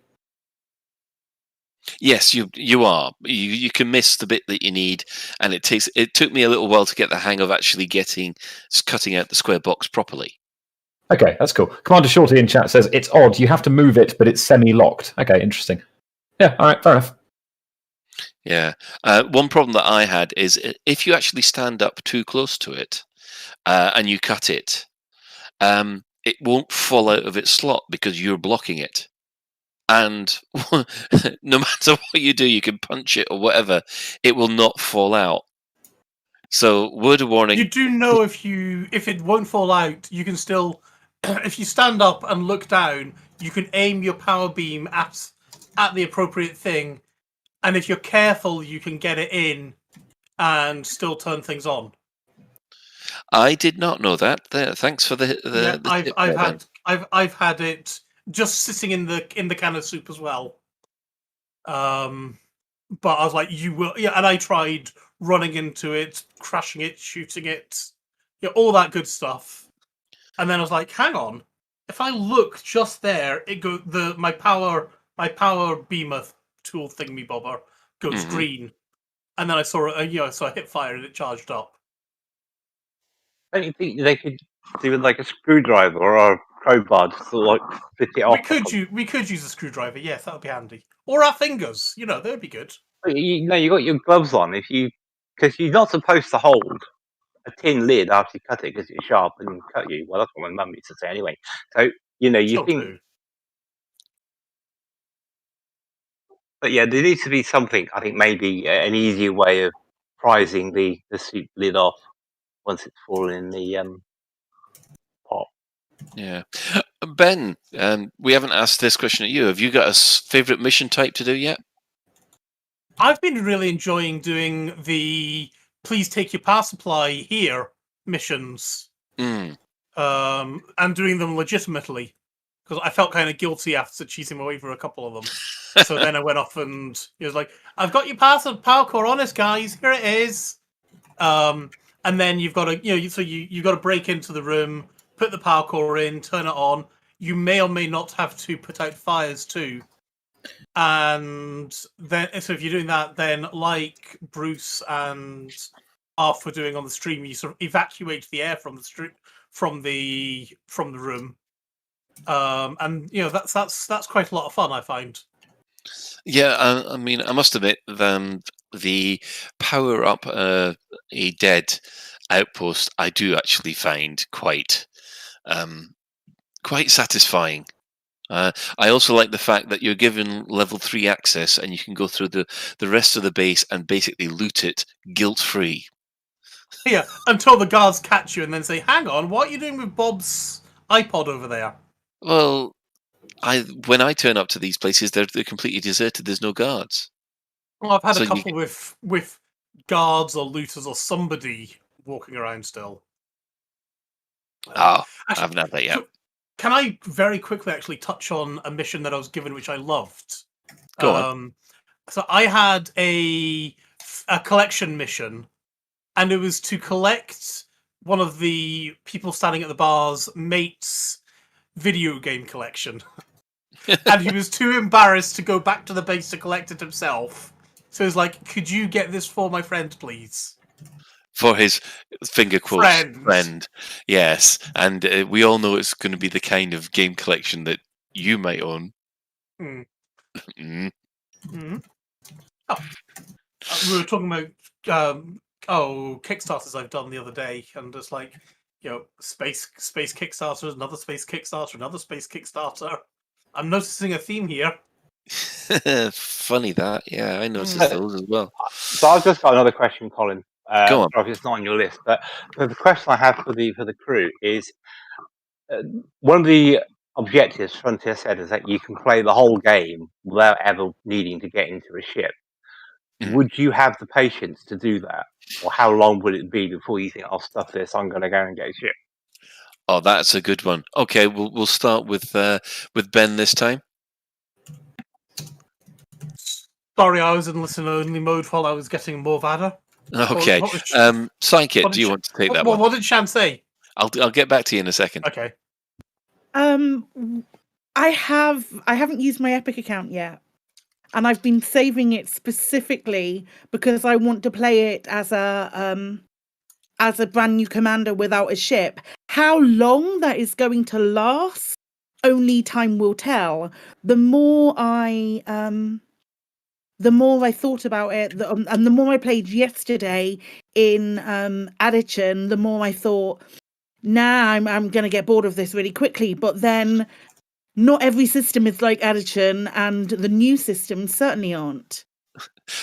For a second there, I thought you said Adichin, and I thought that's so appropriate. I mean, but yeah, it's definitely something that I considered as soon as the Epic accounts became were free. I was like, I'm not going to touch that until I'm in a position where where Odyssey has fully come out, because I think it will be an interesting thing to try. How successful it will be is par for the course, but I think it's worth giving a shot to. And I know a couple of other people who have felt exactly the same about it and have saved their Epic accounts for that very reason. Good point. I mean, yeah. Right, Suv. I'm doing exactly the same as Psyche. I got an alt, and there's about I think there's 4 of us who are going to start brand new games in Odyssey when it lands with a completely new save and see how we go. We're not going to stay without ships for the whole time, but we're going to fully play. We're going to fully play the game from the get go, without making a beeline for ship ownership, and just do missions and try and work our way up. We might not even start with the Sidewinder. We might all start with different ships. But I think sorry. No, go on. And the one thing that made me laugh was that we might not start with the Sidewinder. Well, the Manticore suit is worth about 4 Sidewinders at the moment. Is it? Wow. Okay, that's pretty remarkable. Yeah, I think I was wondering how they were going to deal with the fact that personal equipment should be a fraction of the cost of spaceships. I still think that. I don't think it's right that a spacesuit should cost more than a spaceship. But ho-hum, that's a different question. But yeah, so long story short, I'm definitely going to play from on foot, and will not feel a burning desire to get in a ship. We will do eventually, but I'm really, really looking forward to playing the game from the perspective of a person in the universe. And I hope that it is, and I'm sure that it will be robust enough that it's fully convincing to be played at that level ad infinitum. Okay. Ben, right, the question was, would you be able to just be a shipless commander and put up with a taxi? No, spaceships, damn it. Well, there you go. That's a nice and easy answer. Shan, what would your answer be to your own question? No. I don't think I even use a taxi. When it goes live, I'm straight into my Corvette and chasing taxis to try and. You're going to be an apex predator, Shan. Oh, very good. Yeah, very good, very good. So what you did there. Right. So the next thing on the agenda is that you want to do a live test, then, Shan. Yes, the test is we've brought rocket launchers and shield disruptor grenades. So what we want to try and do is, those of us with rocket launchers and shield disruptor grenades go down to a planet surface on an outpost, and then someone calls the Apex shuttle down, and we try and see what damage we can do to the Apex shuttle using the rocket launchers and grenades. We'll never be allowed on the Apex shuttles again. Oh, I can live with that. There's been an update, so we just need to patch and get back in. Oh, do we have to update the game file as well? You will be booted if you haven't been already. Well, I've been allowed back. I was got a Morvada, but I'm now back in the game and quite happy. Same here. Fair enough. Well, I'm going back in game anyway, so we should all be at Hopkins, wherever Ben was, so we can go there, and we'll go to the base on the planet below Hopkins. And Sue, you haven't got a rocket launcher. You haven't got a rocket launcher, have you? I've got nothing. I've bought absolutely nothing. I'm just gradually wasting my starting money on Apex fees. I'm also updating the files, so count me out for this one. Well, they're updated really quickly, Sue. Oh, okay. Well, basically, what we want to try and do is maximize the amount of rockets we can get on an Apex shuttle. We can't actually go down to Aditan A7 in our Apex because there's nothing there, I think. I'll be the passenger. I'll be the crash dummy if you want in the Apex shuttle, and you guys can shoot rockets at me. That's right. It's kill the Sovereign. Yeah. It's like clay pigeon shooting, but it's me instead of a clay pigeon. Psyche, if you have a rocket launcher and things as well, feel free to come and join us. I'm not in game at the moment. I'm done today. Not a chance. You're not. No, we wouldn't shoot you. We wouldn't shoot you, Psyche. Don't need to worry. No, I'm just done today. I'm fine. Yeah. So, can I just ask this quick question around everybody? The actual FPS on the planet, the actual moving around. Do you think they've done a good job with that? We'll start with Ben. Yeah, I actually think I do. The gravity generally on the planet side feels about right. We're all running around like we shat ourselves, but I'm kind of used to that. Because you've usually shat yourself, Ben. Well, no, they're just used to that from Star Citizen, actually. It's just you're running around in a spacesuit that weighs 20 kilograms. You're not going to be going off and running a marathon, are you? No. And you're Although not exactly going to look you very can run. dignified either. You can run short distances and things. And I like our essentially we've got double jump with the jetpack. And we've also, obviously you're on a low G planet as well, so I quite like that. There've been a few times when I've been trying to do some combat, and I've been like, "Damn it! I wish I could lean." Yes. I'm like crouching behind this box, and I've then got to sidestep out into the middle of the bloody corridor to try and shoot somebody. That's a bit frustrating. Yeah. But generally, I've been fairly happy with it. I think we can't jump on the stations because it's bloody annoying when everybody's jumping. But frankly, I think it's less annoying everybody jumping than everybody teabagging each other. So, maybe you just can't win. We do need some way to sort of, I recognize your existence. Hello, Commander, I recognize you're a human being, without being able to type, hello, Commander, I recognize your existence. Maybe in 3307, body language is like resort as the canine. So the way we greet each other is to bend down and sniff each other's genitals. Possibly. Oh, lovely. Sovereign. Save us for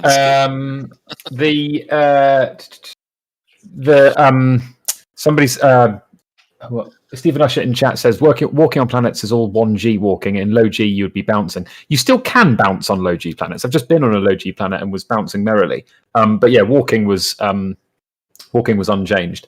In response to Ben's comment about the absence of emotes, there isn't really a way to interact to register to acknowledge other players beyond teabagging or whatever. And he sort of understands why they've taken jumping out in stations. I also noticed this, and it is better that you don't see players bunny hopping everywhere. But don't we still sprint in stations? Yes. Exactly. So I'm not actually sure there's any immersion gain from preventing players from jumping in stations. Presumably, the reason they've done that is to stop us exploring parts of the geometry that we're not supposed to. Well, the law is mag boots. Yeah, that's true. Yeah. Sprinting. There isn't a stamina bar, is there? So you can sprint around as much as you like. No. I think after about 5 seconds, you stop sprinting. Psychic. I'm sure I've mentioned this before, but my full background before Elite was literally all I played was FPS games. I'm sure I've mentioned this before. So I think the FPS mechanics for a company that have done nothing as far as FPS games, or very, very little FPS games are concerned, I think they're pretty spot on. I think mouse sensitivity could do with a few more options for adjustments, or a little bit of fine tuning. But other than that, I'm really happy with it. I'm really happy with the difficulty level at the moment of the FPS as well. Or like the different missions with the shooting and killing people. But yeah, it's tricky and I like it. If it wasn't tricky and I was like having a really easy time, I do feel a little bit sorry for people who aren't used to first-person shooters. I'll put my hands up. Yeah, because it is tricky, and I wouldn't want to be on the other side of that. I'd like the difficulty curve. It's Elite Dangerous, so it's a cliff, so we're fine. Okay, Shan. What do you think about the how they've implemented the FPS? Is it satisfactory for you? When you get your key binding sorted, it's not too bad. I do miss a certain what I call basic fun, FPS controls, like being able to lay down or lean around corners, or basically that kind of stealth. Yeah. Mechanic. I do kind of miss that. Yeah, I guess so. I mean, I'm not a huge FPS player, but it'll do. I think the sensitivity to controls isn't too bad. One thing I am kind of trying to get used to is the method of switching weapons and things like that, because there are some keys that I would instinctively want to have mapped, but can't be mapped because they interfere with something on my ship. Well, I thought there didn't seem to be any overlap at all. It's like you're using a completely different key set or control set for walking around. Anyway, Sovereign. I realised I didn't give an opinion on the FPS angle. I think the FPS is I really like it. It's actually there's more than I wanted out of Elite Feet. I didn't have any aspirations for a fully fledged first person shooter. I just wanted space legs to give context to the spaceships. And the fact that there is now a perfectly serviceable shooting game attached to the best space sim in the world is pretty amazing as far as I'm concerned. I agree that it is more rudimentary than a lot of modern shooters, and we don't have the ability to duck under cover or go prone or lean around corners and that sort of thing. Personally, I don't care about that. I don't play a lot of shooters, but I fully respect the people who do. And if they say it's not good enough, then I'm sure they're right. But the only other thing I'd point out is that you don't have to engage with any part of the game. The fact that there's a shooting game in Elite Dangerous now that's got pretty stiff difficulty curve doesn't compel you to engage with it. You can still play Elite Dangerous and never ever take out a gun. Just as long as they don't implement pirate boardings of your ships. That's true. Yes, at the moment, yeah. All we can go on is what the devs have. All I'm drawing on there is what the devs themselves have said, and Gareth Hughes has made it very clear that all of this stuff is additive. It's not changing the fundamental formula of the game, and nobody will have to engage with any part of Odyssey if they don't want to. So it's just that when Psychic said absolutely reasonably that she feels sorry for people who aren't used to shooting games, and I fully agree with that. It doesn't. It still is. I suppose one good thing is that if you don't play shooters and you don't like shooters, you are not obliged to start doing now with Elite Dangerous. Right. Yeah, Psychic, you saw something to say about leaning. You don't need it. I was kind of feeling the same way about leaning. That I was going to miss it and stuff like that. But you don't miss it. As someone who plays a lot of FPS games where leaning is occasionally a thing or not occasionally a thing, you don't miss it. You don't need it. It will overcomplicate a mechanic that is already pretty complicated. If you look at the default keybinds for walking around, it's not super simple. There's lots of different things, lots of different equipment that your suit has. Remembering your very, very basic survival mechanics. You don't need to worry about leaning. Just crouch, and you can be a little bit more stealthy. It's that keep the bits simple that can be kept simple, and they don't lose the gameplay aspect. Yeah. I'll completely agree. I mean, for me, I thought that it was not spot on, but it was a lot closer to what I was wanting than I thought.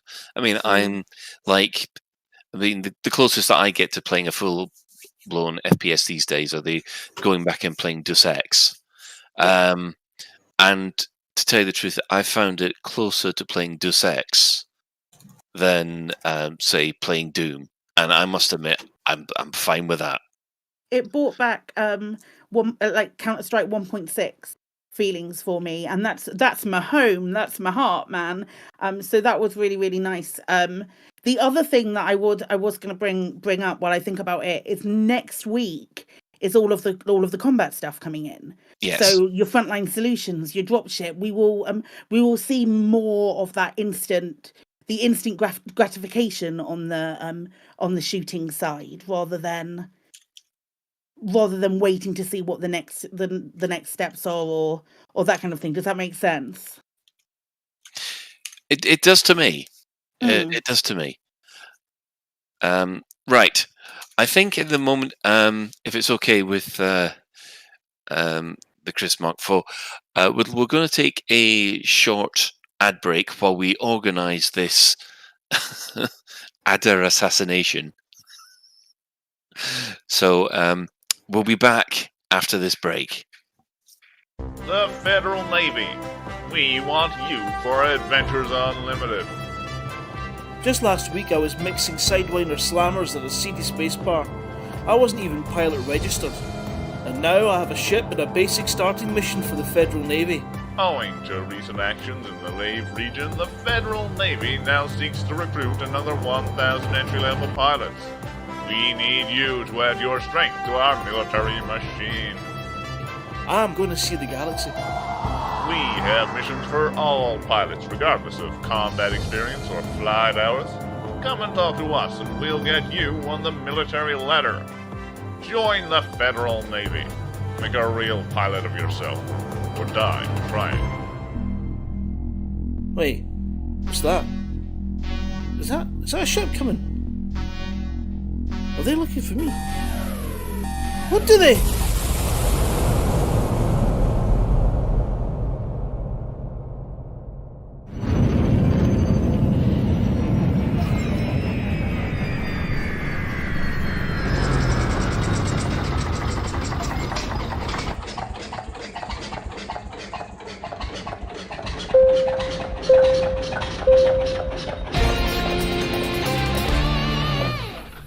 This is a public service announcement from the Fuel Rats.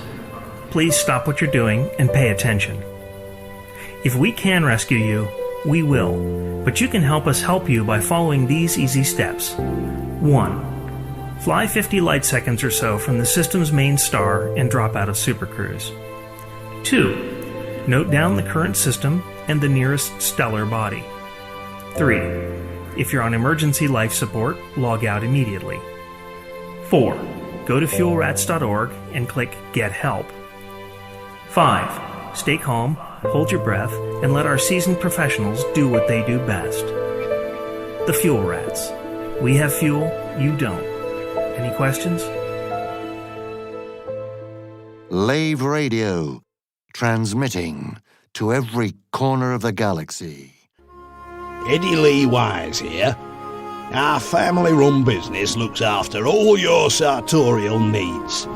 Whether you need something to turn your pink python purple, or you want to wrap your buns up in a nice tight flight suit, my husband Ken can sort you right out. He's an expert at inside leg, and my wife Barbs is a whiz with a sewing machine. Bespoke tarting for you and your ship. Visit Eddie and Sons, plus me daughters, at Lave Station. Right, sir. Cough, please.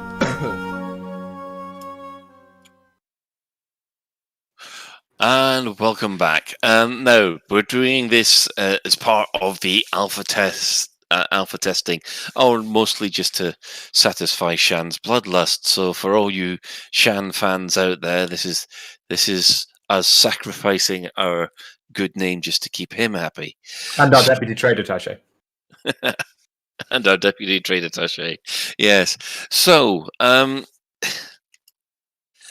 think.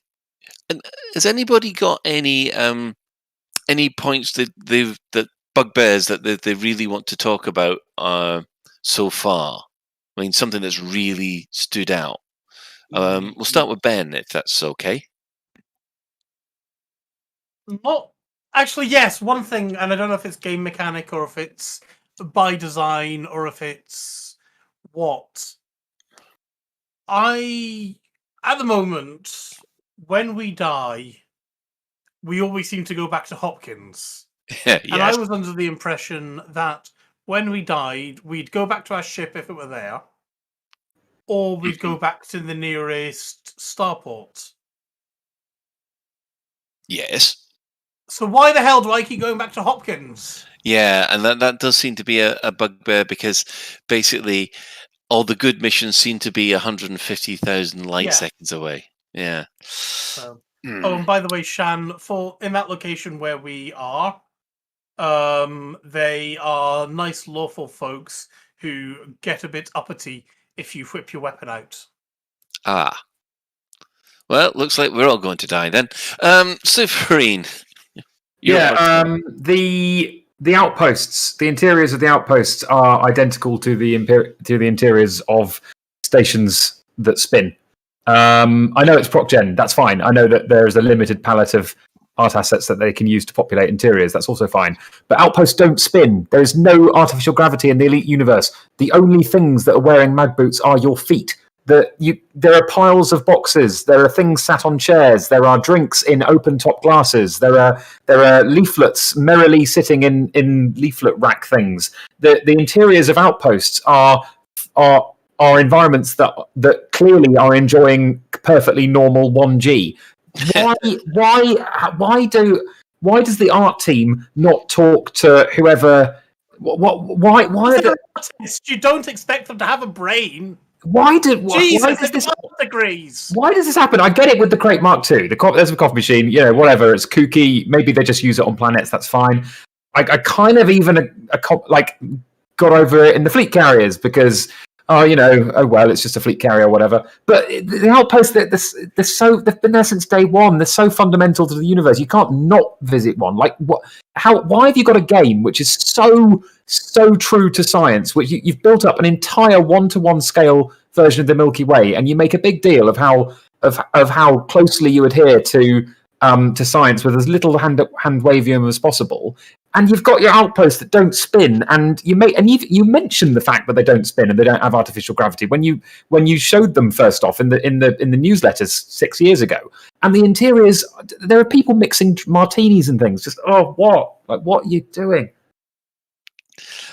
And breathe, Soothe. Breathe. Does my nut in. I must admit, one thing I did think about the outpost, when you get off the ship on the outpost first, you do actually hear mag boots engaged, and your footsteps are a lot louder, as if you're basically clunking with magnetized feet, if you like. It makes it worse. Why is the sound team? Why is the sound team adhering to the Elite style Bible and not the art team? But I don't understand. That's kind of worse. Oh, I just don't get it. I just don't get it. Okay. At least we don't have photos saying, "Do you want fries with that?" What? Hey? At least we don't have photos of everything saying, "Do you want fries with that?" I can think of one good thing to help to calm down. There is no one sitting at a table typing and pretending to be hacking. That's good. I wouldn't mind that. That's fine. Hacking is probably still boring in 3307. I really don't care. Okay. Anyway. While Soothe calms down, psych it. It's a tricky one because my bugbear is with my main thing is when people have good criticisms of the game and decent of like the alpha and decent criticisms of the alpha, and when people try and make excuses for those criticisms and saying it's an alpha, but it's an alpha for a reason. We should be making these criticisms. It's there's a small part of like the Elite Dangerous community who are really anti everything Frontier could possibly do and full of vitriol and that kind of thing, and we know that those people exist. But there are also those people who will blindly accept everything that Frontier do as gospel, and there is a happy medium. Constructive criticism should be a thing, and those I get as wound up as with that kind of thing as Soothe does with pamphlets in a station. Cool. Yes, because I think I've got to have to deal with one of those anti FDev people on massively every single time. It basically is a backer that got completely burnt when they took away the offline mode, and as ever since you post anything about Elite Dangerous, he's there with vitriol and vitriol. But I'm hoping I don't come across as one of those kind of, they can do nothing wrong. No, You do a bit, Colin. No, I don't think you do. I don't think you do. I think there's a lot to be said for people who will be constructive with criticism, rather than people who are like, no, this is all terrible. It's all perfect, and you can do everything that you want to do now, but it's an alpha, so it bugs. It does bug me, and I get really frustrated when people try and make excuses for an alpha that we're not able to test because it's an alpha. Yeah, it is the whole point of an alpha. Yeah, we're supposed to have the tools to be able to test it, and when we can't, it's okay to get frustrated with it. Yeah. Oh dear. Right. Oh, Shan, have we? I'm at Who Station, whatever it's called. Right. That's not what I meant. I was asking about Did I ask you about that bugbear question? No, you didn't. But I'm happy to. Off you go. I'm happy to advise. Yeah, I'm annoyed at the moment. There was just one room that looked identical, regardless of the station, that you can walk around. I mean, that's just silly. You go to Outposts and there's a slightly different design, but it is everyone in the same room. You know, it's like these are huge, massive stations. Why can we not go anywhere else? Why can't we look around and explore? And yeah, hopefully they'll open up more space as time goes on. But you know. Yeah, I'm with you on that one. Oh, is that you up ahead? I think I can see you. Yeah, I can see Commander Shan in his Maverick suit. Yeah, I'm just being scanned and making sure we. You got to stay still. You can't really play the game with sound off, because they'll tell you, "I'm going to scan you now. Please don't move." And if you got the sound off, you can't hear them do that, and they'll start shooting with you. Both of them are scanning you. That's quite funny. I'm innocent, Gov. I'm innocent until I get this rocket launcher out. So, right. So, what is the plan? What is it you're wanting to test? Well, Sue needs to get a shuttle or taxi to the Who synthetics, and I suggest, because we get scanned and whatnot, if we try and get our weapon out in the base, we get a little bit of distance, so we're not in scanning range of the base, so we don't get seen. Well, I've completely lost where you are, so I'm heading back to the landing pad. Oh, right, got you. Right, so I'm heading back up to the landing pad myself. The security guards wanted to have a word with me, but I've left them behind. So, Ben, are you in situ, or are you still making your way back? I got in trouble for whipping my weapon out. And I'm just having a quick look at Wee Biochemical instead. Wouldn't be the first time. Exactly. You gotta be. Well, these things happen. Yeah. Can I respond to Shan's point? Go on then. Regarding Shan's point about exploring more of the station, I am actually not super bothered by that. For two reasons. One is personal. I really don't mind seeing recycled ProcGen assets in games. The cost of very, very large games is the fact that unless you have a literally unlimited art team, you're going to see recycled assets. I don't mind the fact that there's one bar in each, but that's a personal thing. The other one is a design thing, and like a sort of a universe thing.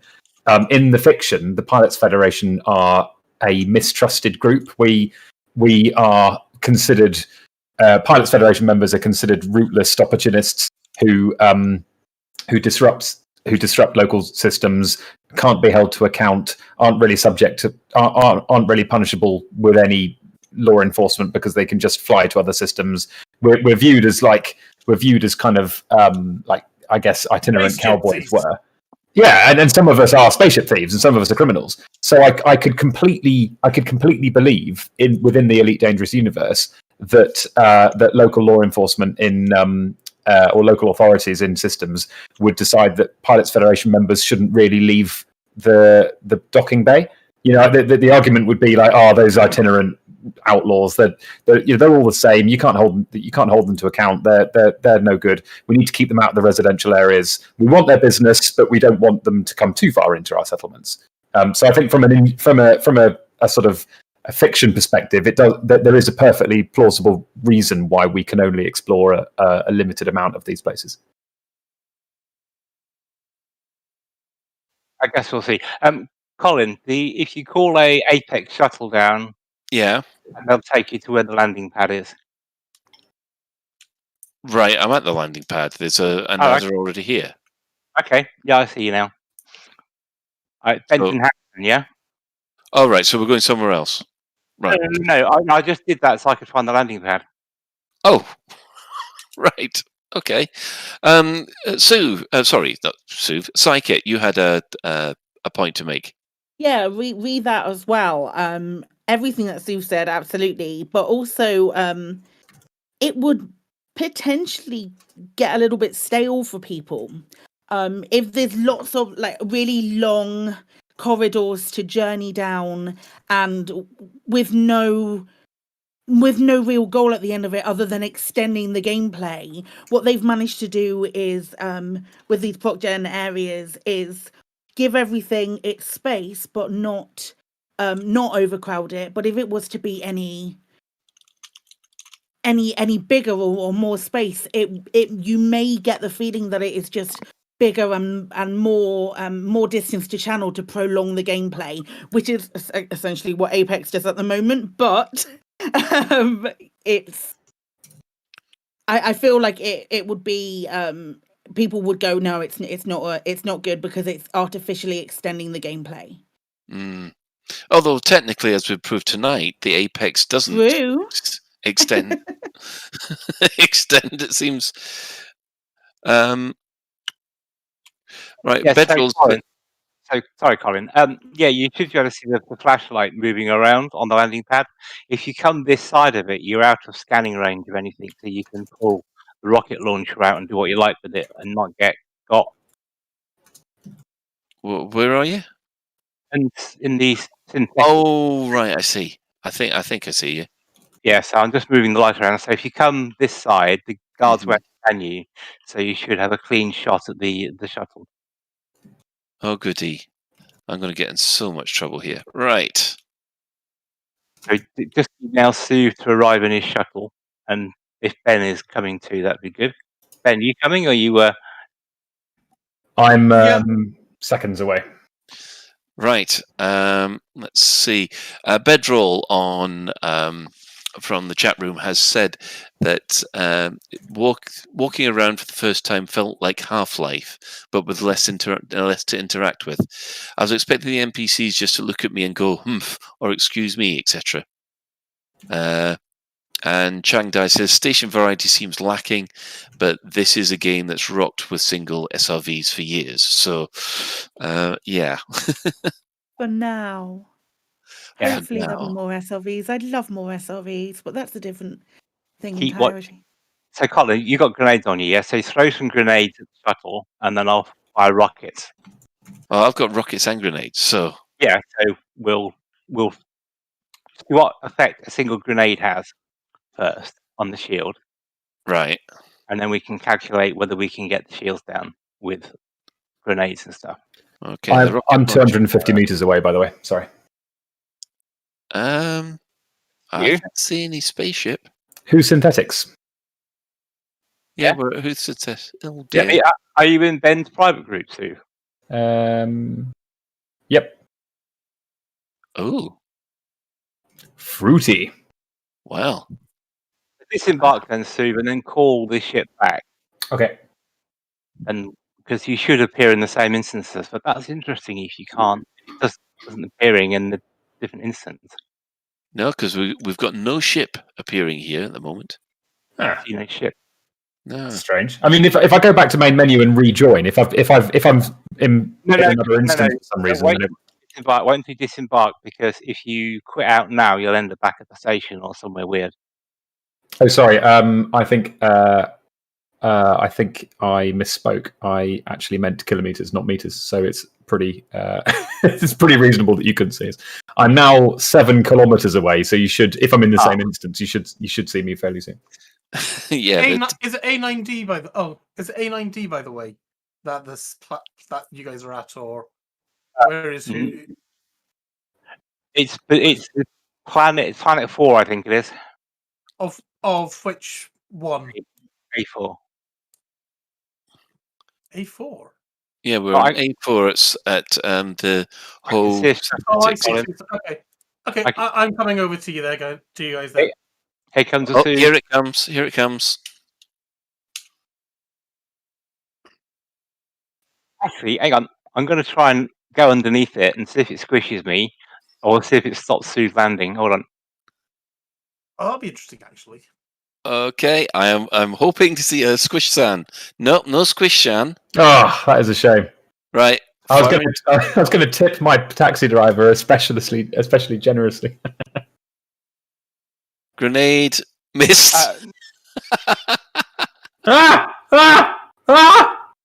Death. Seriously? No, I'm still alive. I can't see my ship though. Is the taxi still there, or is it gone already? It went on the ground for 2 minutes. It didn't stay in the ground at all. Is this Phoenix to fire? There he is. Hello. Hello. You look very raffish in your scavenger suit. I tell you what, you better hurry up. It's getting so tempted not to lob a rocket launcher. Yeah, I know. I must look extremely squishy. All right, for science, I will call the apex again, and you can see if you can. Okay, I'm on the same planet as you guys. I'm just popping over in my apex. Okay, then we'll wait for Ben then. It doesn't matter where I call it to, presumably. No. For those of you listening on the podcast, I'm afraid there's nothing much exciting to see, but apart from 3 people hanging around a pad at the moment, slowly watching your power go down. Yeah, my can you see my power depleting? I can't see any settings on you at all. Turn your torch off, and then the same. Tell you what, these planets are beautiful. Sorry. Put your weapons away. We've got someone here investigating that explosion that I just set off. Nothing to see here. No, we're fine. We're good. Yeah. We're fine. We're just 3 innocent people just standing around your pad, hiding a rocket launcher so no one can. Oh God! Is that a rocket launcher in your pocket? No. There's a little bit of stuff in the chat about SRV variants that have been. Yeah, we don't talk about data mine stuff. Oh yeah, I would also just say that anything that people have found in the game files before has been absolutely only a very, very tenuous indication of what content is going to come in the game. And people who in the past have relied on mining the game files for early indications of things that are coming have usually been proven wrong. So finding the odd words for things in the game files, I don't think should make anybody particularly sure that we're going to get any specific updates in the future. You want me to sling a grenade first, do you? Okay. By the way, Colin, I am 50 kilometers away now. Well, might as well wait then. Oh, too late. Oh, we're too late then. Okay, what's the shield done? The shield's the ship's gone red, and the shields are flashing like that. And I've got the get firing 4 rockets, 5. Shields are nearly down. Quick. Okay, I'm in fine. Oh, I see some. I see shields are fine. Leaving. Go on. 62%. 45%. Oh, go on, a couple more. Oh, I'm getting shot at. Oh, that's so close. So if we had Ben joining in, we could manage. Yeah, you could do it. That is that's so fast. That's really fascinating. So there are only 2 of you, right? Yeah. Right, to coin a phrase, I'm coming in. Hang on, why am I getting shot at? The station's shooting me. What the hell have you guys done to me? Oh, I'm critically injured. So interestingly, when I was being shot at, the thing said that the Kovath said mothership shield down or something. Yeah. I got that. Yeah, which is interesting. We can definitely blow this up though. I've just seen all the NPCs swarm out the base and go and look around Colin's corpse. There you go. So I'm probably at prison now. Yes. Make your way back, because come on, we got it. We're so close to be able to do this. I actually only route planned to the settlement just slightly along the planet. So I'm touching down. I'm coming into land now, so I should actually be able to come back in a minute or so. After all that damage I did, I only got 100 credit fine. So yes, we have to give. You weren't loitering, Colin.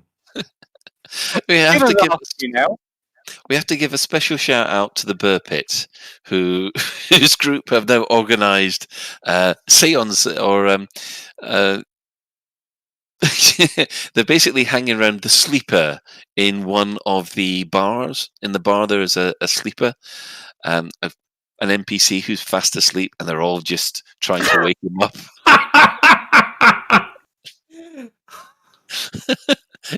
All of a sudden, I'm thinking of the dead captain in Phoenix Nights. Go Google that if you want. Skimmers aren't rocket proof, but I got 100 credit bounty. Oh, here I am in the prison planet. What's the experience of going to prison?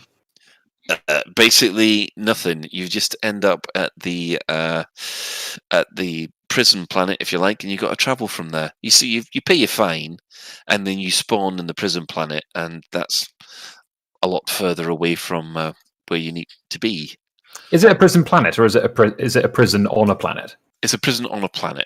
It's a penal facility. That's cool. Yes. Don't take off. Come back.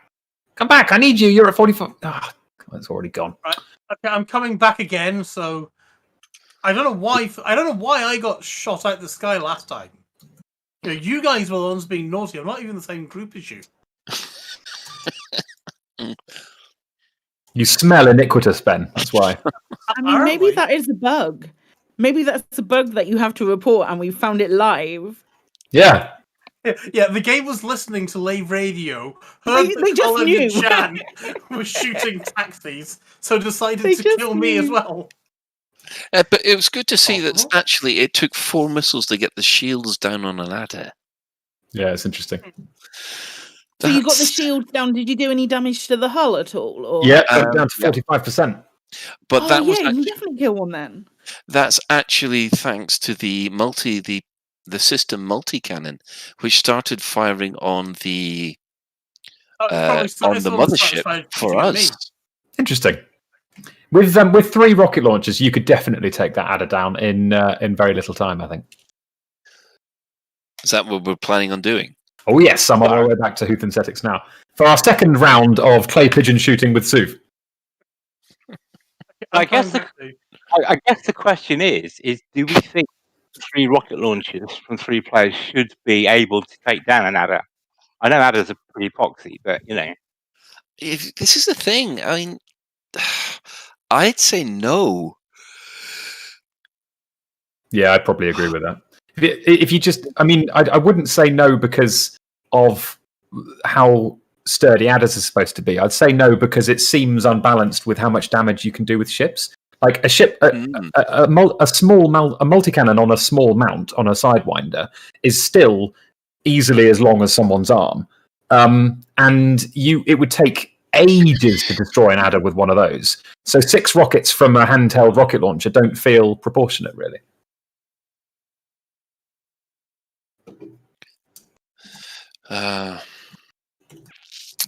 Yeah, it does feel a little out of scale, to be honest. I mean, this is basically what Shan was saying about, why don't we just go and put the rocket launchers from the FPS game onto our ships instead of these things that are the size of a house? Yeah.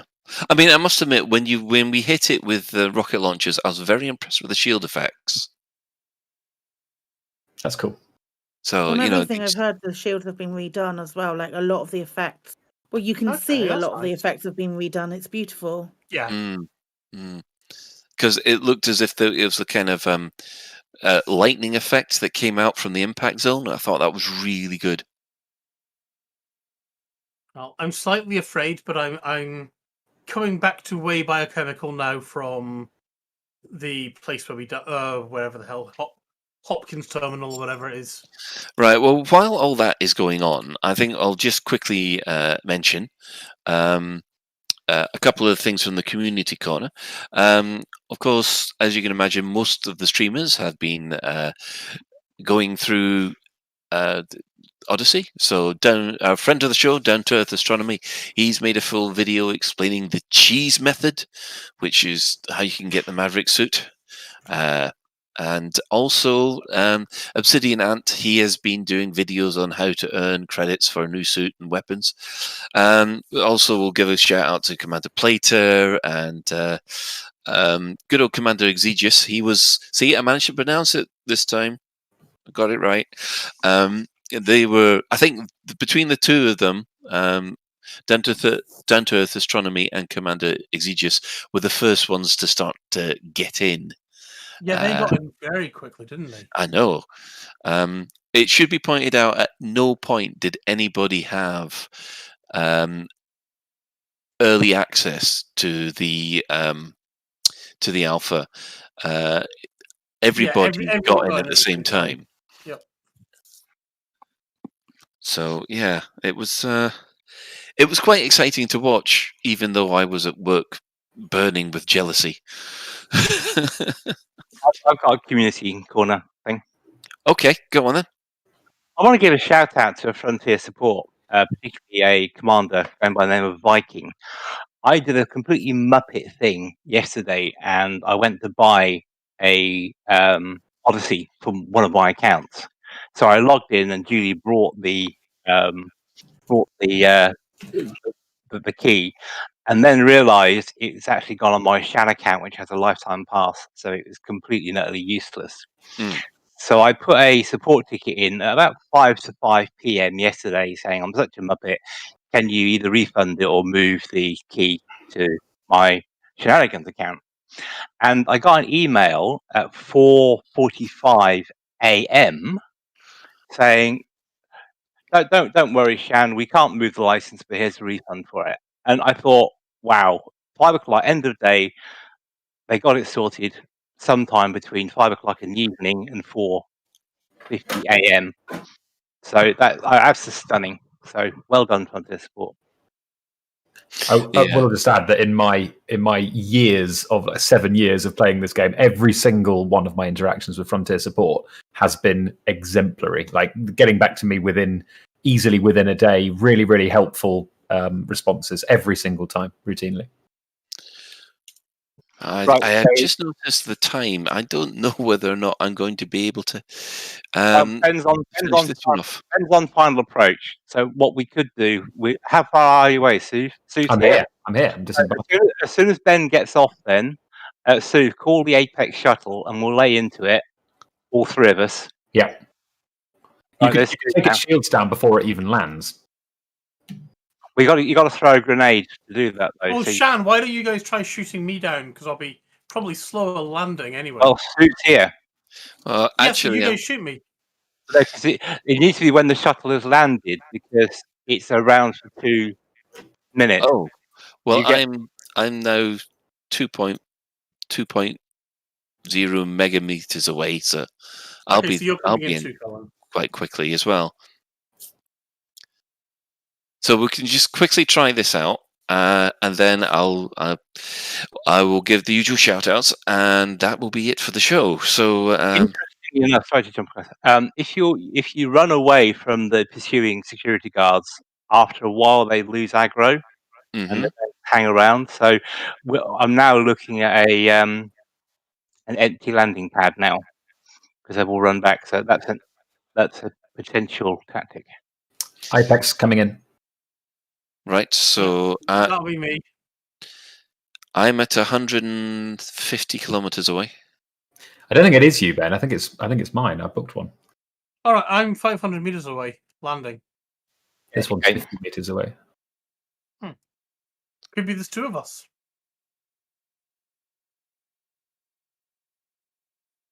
I'm just half expecting to see explosions as I approach. You're at way biochemicals, yeah? Hugh Synthetics. Who Synthetics? Oh, okay, I'm at the wrong place, and that's why. We've been. Oh, good grief! Okay, so we'll let Sue carry it in, and then maybe we'll both do it this time, unless you want to wait for Ben to. Well, I'm now 10 kilometers away. You'll be here in seconds. In fact, knowing my luck, you two will open fire on me. No. This is science, Colin. Please be patient for an available pad. So that's you guys at the moment blocking the pad. Yeah, I think it's Ben. Pad No, because I'm at a different pad. He's at a different station. Yeah, it might be me. My ship is the one that I called is here on a pad. Right. Well, that's your target then. No, but they need you to land and me to land. It's gonna depart unless I get in it. So the pad will be free in a second anyway. Sorry, I didn't think of that. Shame. What if you do landmines? What if you mine the pads? Get some of those red barrel-y things. That'd be good. The reflections in the Remlog are amazing. It's so immersive. I must admit, the sun is just rising over the horizon here. So I'm getting a fantastic view of the... yeah, that's nice. Oh, yes. Wow. So, yeah, there's your... You'll make Teletubby noises when baby sun comes out. Nothing new there, then. My shuttle has off-skid. Hello, Ben. Hello. One of you should be able to land now. Yep, that's me. Right. I'm coming in. Okay, my shuttle's here, and I'm just jumping on it again. And going to the right place this time. Right. Are you 200 kilometers away, then? I don't know about that. So, right. Miggles is saying, I've destroyed a landed Sidewinder in an SRV. It took 2.5 full ammo to destroy the SRV's plasma to destroy it. So yeah, exactly. Taking down an adder with 3 rockets does seem a little unbalanced. And apparently Bedroll has a Scottish pilot. Hey! Anyone who says Lave Radio doesn't do serious testing, here we are. You see, this is serious testing. And testing that SpaceX does. So is that you? That's me. This will be Colin. And Jaden. Right, I got the flashlight on, Colin, so you should be able to see where I am now. Okay, so Sue, don't summon your ship yet. Okay. Let me land. Come to Shan. Come close. So are we all going to wait, all 4 of us, before we start then? Yes. We stand most chance of doing the... Because I think it's... Right. If that's the case, then I will give the shout-outs as usual. So while we wait for Ben. So first shout-out is to, of course, our sister station, Hutton Orbital Radio. It broadcasts on a Thursday at 8:30 GMT, or other British Summertime now, BST. You can tune in at twitch.tv/Hutton Orbital Truckers, or if you just want the audio, go to radio.forthemug.com. For the discerning commander that likes a bit of CQC action, check out the CQC Discord at discord.me/EliteDangerousCQC. We're also going to give shout-outs to the following Elite Dangerous podcasts. So that's Hi to Loose Screws, Elite Week, Flight Assist. Mind you, we don't have to call out too far for that one. Elite Cast, the Canon Podcast, the Fatherhood Podcast, Squeaking Fuel, System Chat, the Guard Frequency, who do other space sims as well, and Allogarb AM. For those of you who want a literary discussion about sci-fi and fantasy books, please subscribe to the Data Slate podcast created by Station Commander Alan Stroud. And following this, we'll have the latest Galnet News Digest as provided by the wonderful Commanders Witherspoon and Commander Beetlejude. So I'll just thank everybody who's chipped in on the Twitch chat and in-game commanders, and special thanks also to Commander Tokoso for creating the music for the introduction of the show. So we will wait with bated breath as Ben appears. How far away are you, Ben? I can hear him. 1 kilometre, I think. Yeah, I'm about 500 meters now, coming down, just spinning around. Oh, by the way, Shan, you're in red. So are Yes, you. You guys will be wanted now. Well, how come I'm wanted? I've been to prison. Because you're so sexy. Could be that. I've been to prison and paid my fine off. Dylan Washington. Well, I hope Dylan Washington comes back, because that's a stupid name. Deserves to die. Hey! Okay, there's Death Granny. Death Granny. Right, where's Shan? Over here, we're waving. We don't have emotes in game, so you can't be waving. No, we're using our torches to wave I at you. need your corpse. Colin, I found your corpse. Yeah, I love that the corpses are a bit persistent. It's cool. Hey, there you are. I'm not there. God, it's the Lave Radio crew, but they're actual person avatars. I see Shan's footsteps. Right, come on then. Let's get this blue. All right. Okay, I will. Okay, so where do we stand, Shan? Yeah, Talk you've my got a practice red now. arrow. You stand so the shuttle is in front of you and away from the base, because if you go the other side of it, all the NPCs will see you and you'll die quicker. It'll land on the landing pad. So we stand about here, basically. Yeah. Which isn't a bad thing, because it means it means we know where it's going to be. I think everyone's just disappointed that Shan wasn't squished. The night is young, listeners. Okay, so lob grenades first. We'll get the shield down, and then we'll fire the rocket launchers. Yeah, it's coming in. I'll tell you as soon as I see the little icon. Do you think if you got enough shots, we should start rocket launching as it lands? Yeah. Or just fly away and not? Try it. I think it'd be better to wait for I it to hear land it. and then take it out. So is this thing a rocket launcher or a grenade launcher? It's a rocket launcher. It should be. In fairness, it won't lift off until I get into it. So It'll stay on the pad for 2 minutes until it feels it has to leave. Yeah. So if you can get it down to. Who fired first? I did. That's right. I won't get into it for a while. See if you can get it down. Oh wow, those shield effects. Huh. That is beautiful. Right, the shields are down. Oh, we're hardly doing any damage to it on the hull armor. No, you're doing okay. It's about 80%, 75%. Right, I'm out of rockets now. So Oh no! The thing is, because we're attacking the Onada, it's becoming wanted the same way we are. Interesting. I just got someone blew me Here, up. I had a rocket left. Do any of you have any? It's at 50% now. That's it. So that took. I had 10 rockets. For killing Shan.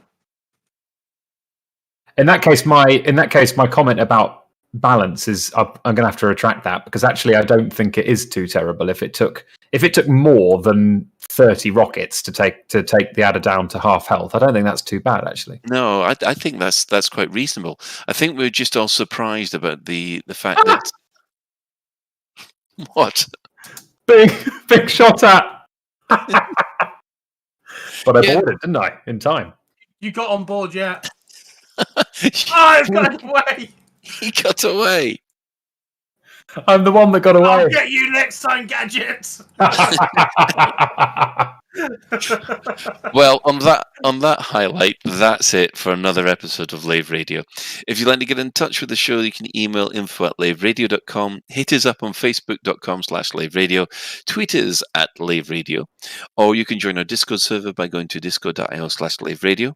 We also have a TeamSpeak server where commanders come to hang out and chat. You can find that at teamspeak.laveradio.com. Do get in touch if you have any questions or if there's anything you'd like us to discuss in a future episode. Lave Radio is recorded live on a Tuesday evening at 8:30 British Summer Time and streamed out at laveradio.com/live.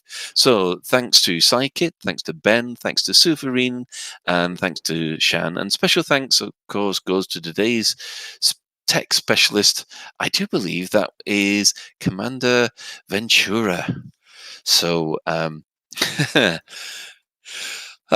until next time, commanders, fly safe. And if you can't do that, walk dangerous.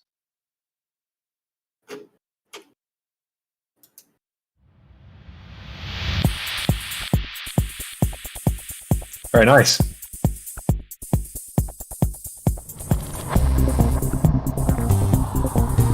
Is your life like this? Sounds like someone having an orange inserted into them.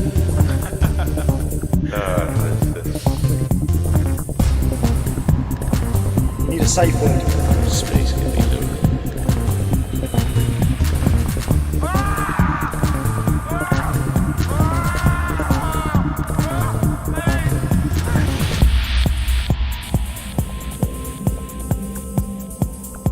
I'm going to see the galaxy.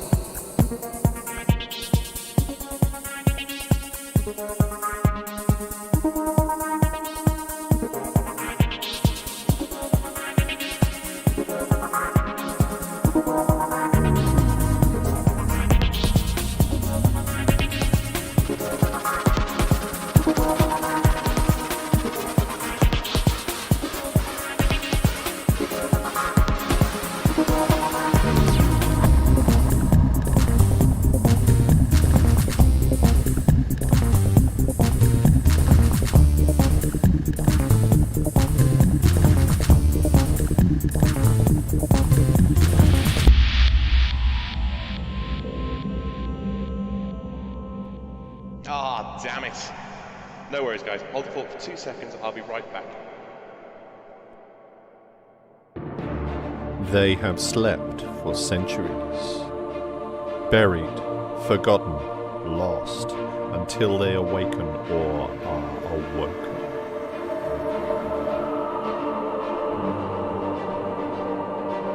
When the deities of old return, will they bring blessings or destruction to a time that no longer remembers them?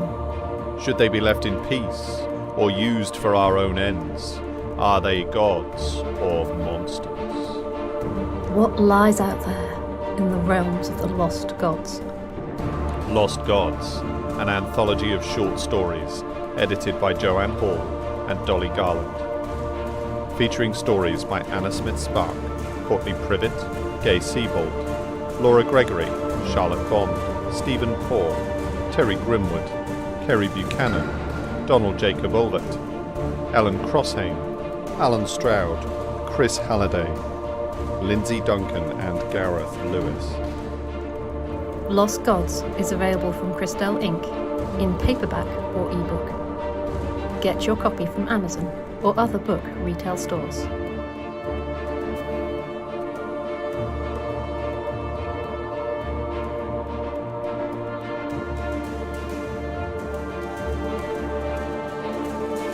Will you worship or remember the lost gods?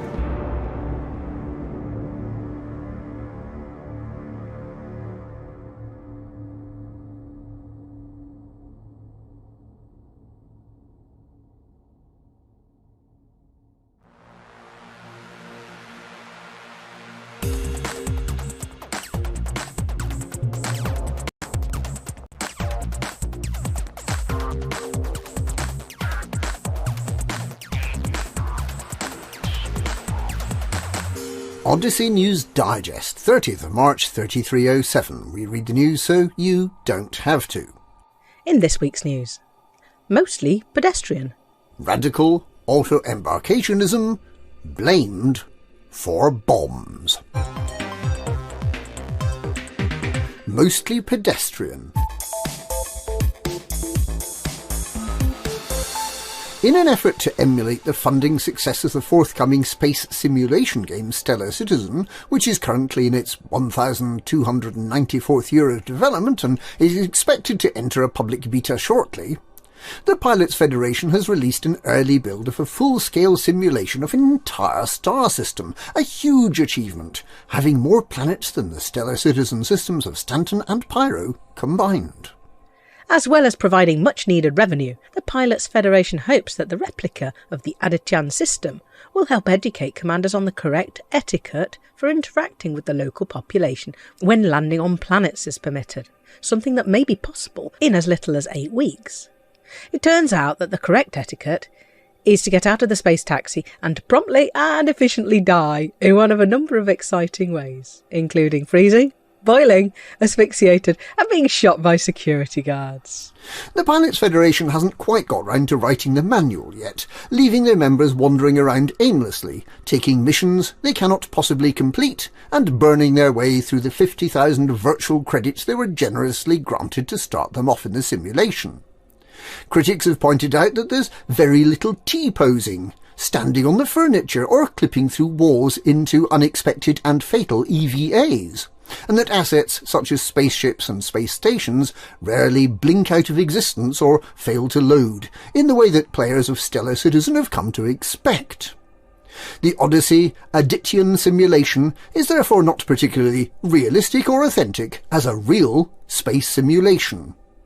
The Pilots Federation took care to make sure the so-called lepers, the old-time commanders who spend all their time bitching about how awful the galaxy is, were put firmly at the back of the queue for access to the Odyssey Star System simulation, so that people who actually enjoy the galaxy weren't held up by a barricade of slow-moving Zimmer frames and cudgels. After choosing a new hairstyle, a novelty after so long with free-range hair growth, commanders discovered that they can't after all walk about just by waggling their joysticks, but that they have to press buttons on a keyboard. It's a bit like a battery-operated wheelchair. You press the buttons and you move around. The quickest way to make virtual credits appears to be to recover items from abandoned and powered-down settlements. To find the location of the thing you're retrieving, you need to power up a terminal using the special Rampant Rabbit tool. Commanders don't yet have arcs in the simulation, but when they do, they'll be saving up for pedestrian suit customisations, such as the Waggly Foot of Breben, which will be connected to their M-Lock helmet by a spring, so it appears to march up and down across their head as they walk. Canon Interstellar is reported to be concerned about the possibility of newly liberated peduncles taking over the galaxy.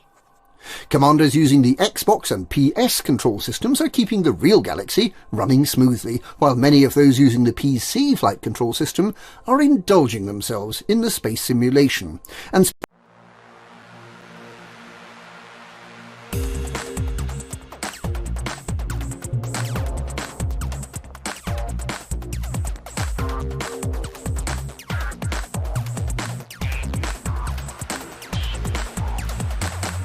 Odyssey News Digest, 30th of March 3307. We read the news so you don't have to. In this week's news, mostly pedestrian. Radical auto-embarkationism blamed for bombs. Mostly pedestrian.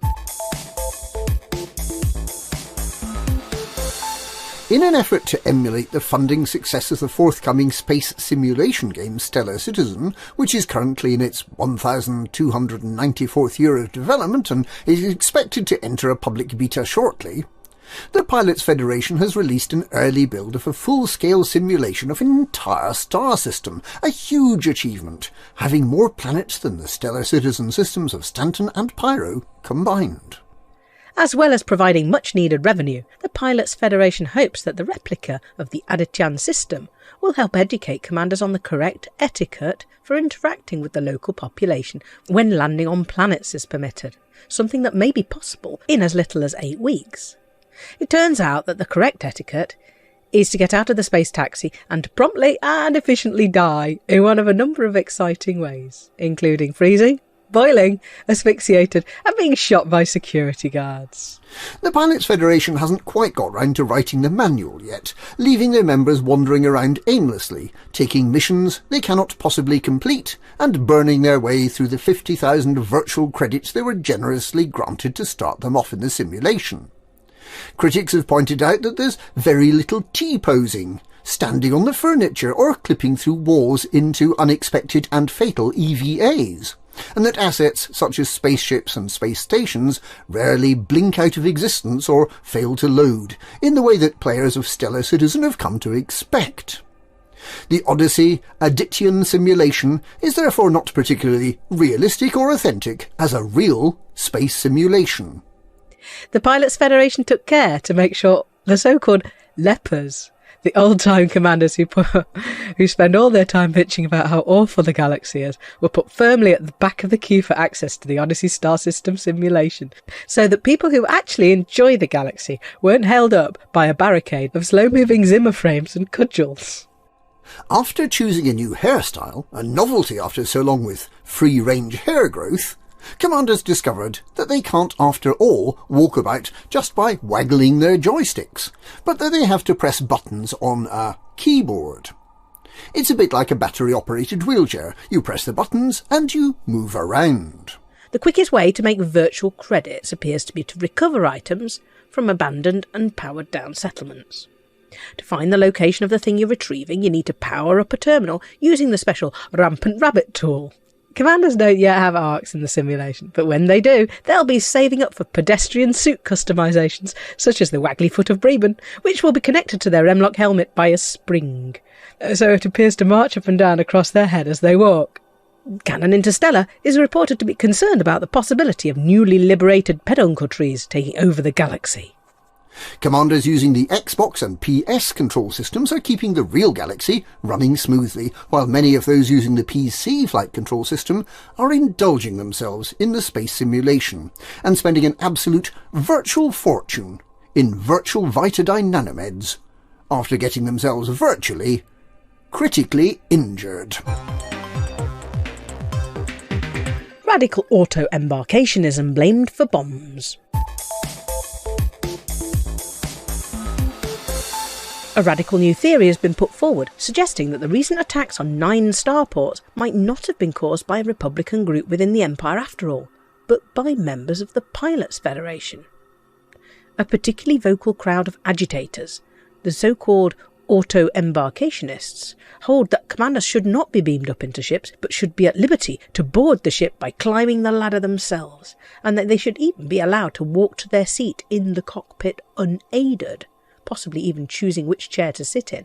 A similar group, the auto-elitists, believe that commanders should be permitted to leave their seat at will, move around the cockpit and climb down the ladder onto the planet's surface or into the docking bay without mechanical assistance. But there's more.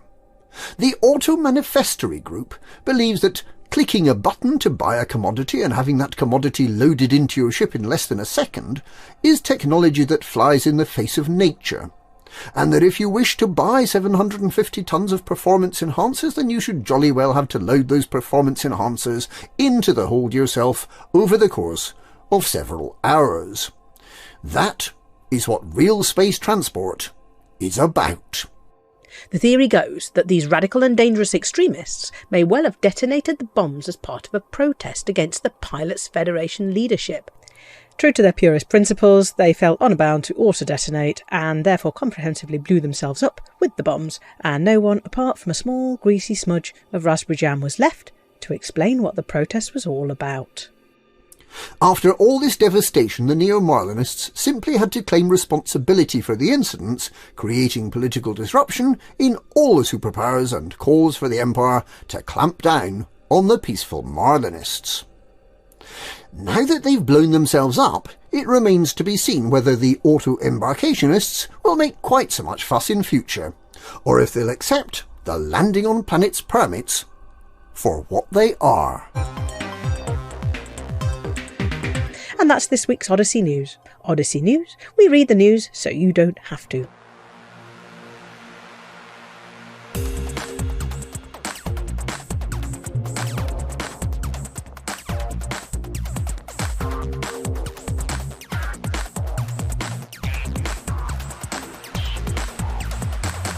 Promptly and efficiently die in one of a number of exciting ways.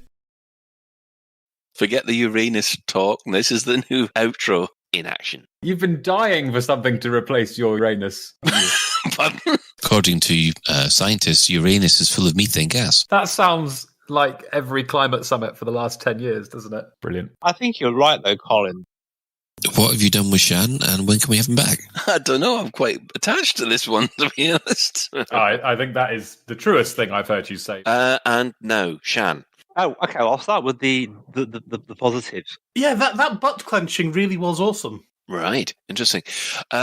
Personally, for me, I was just actually glad to see it going to be burnt in my brain forever. Good stuff. Hey guys.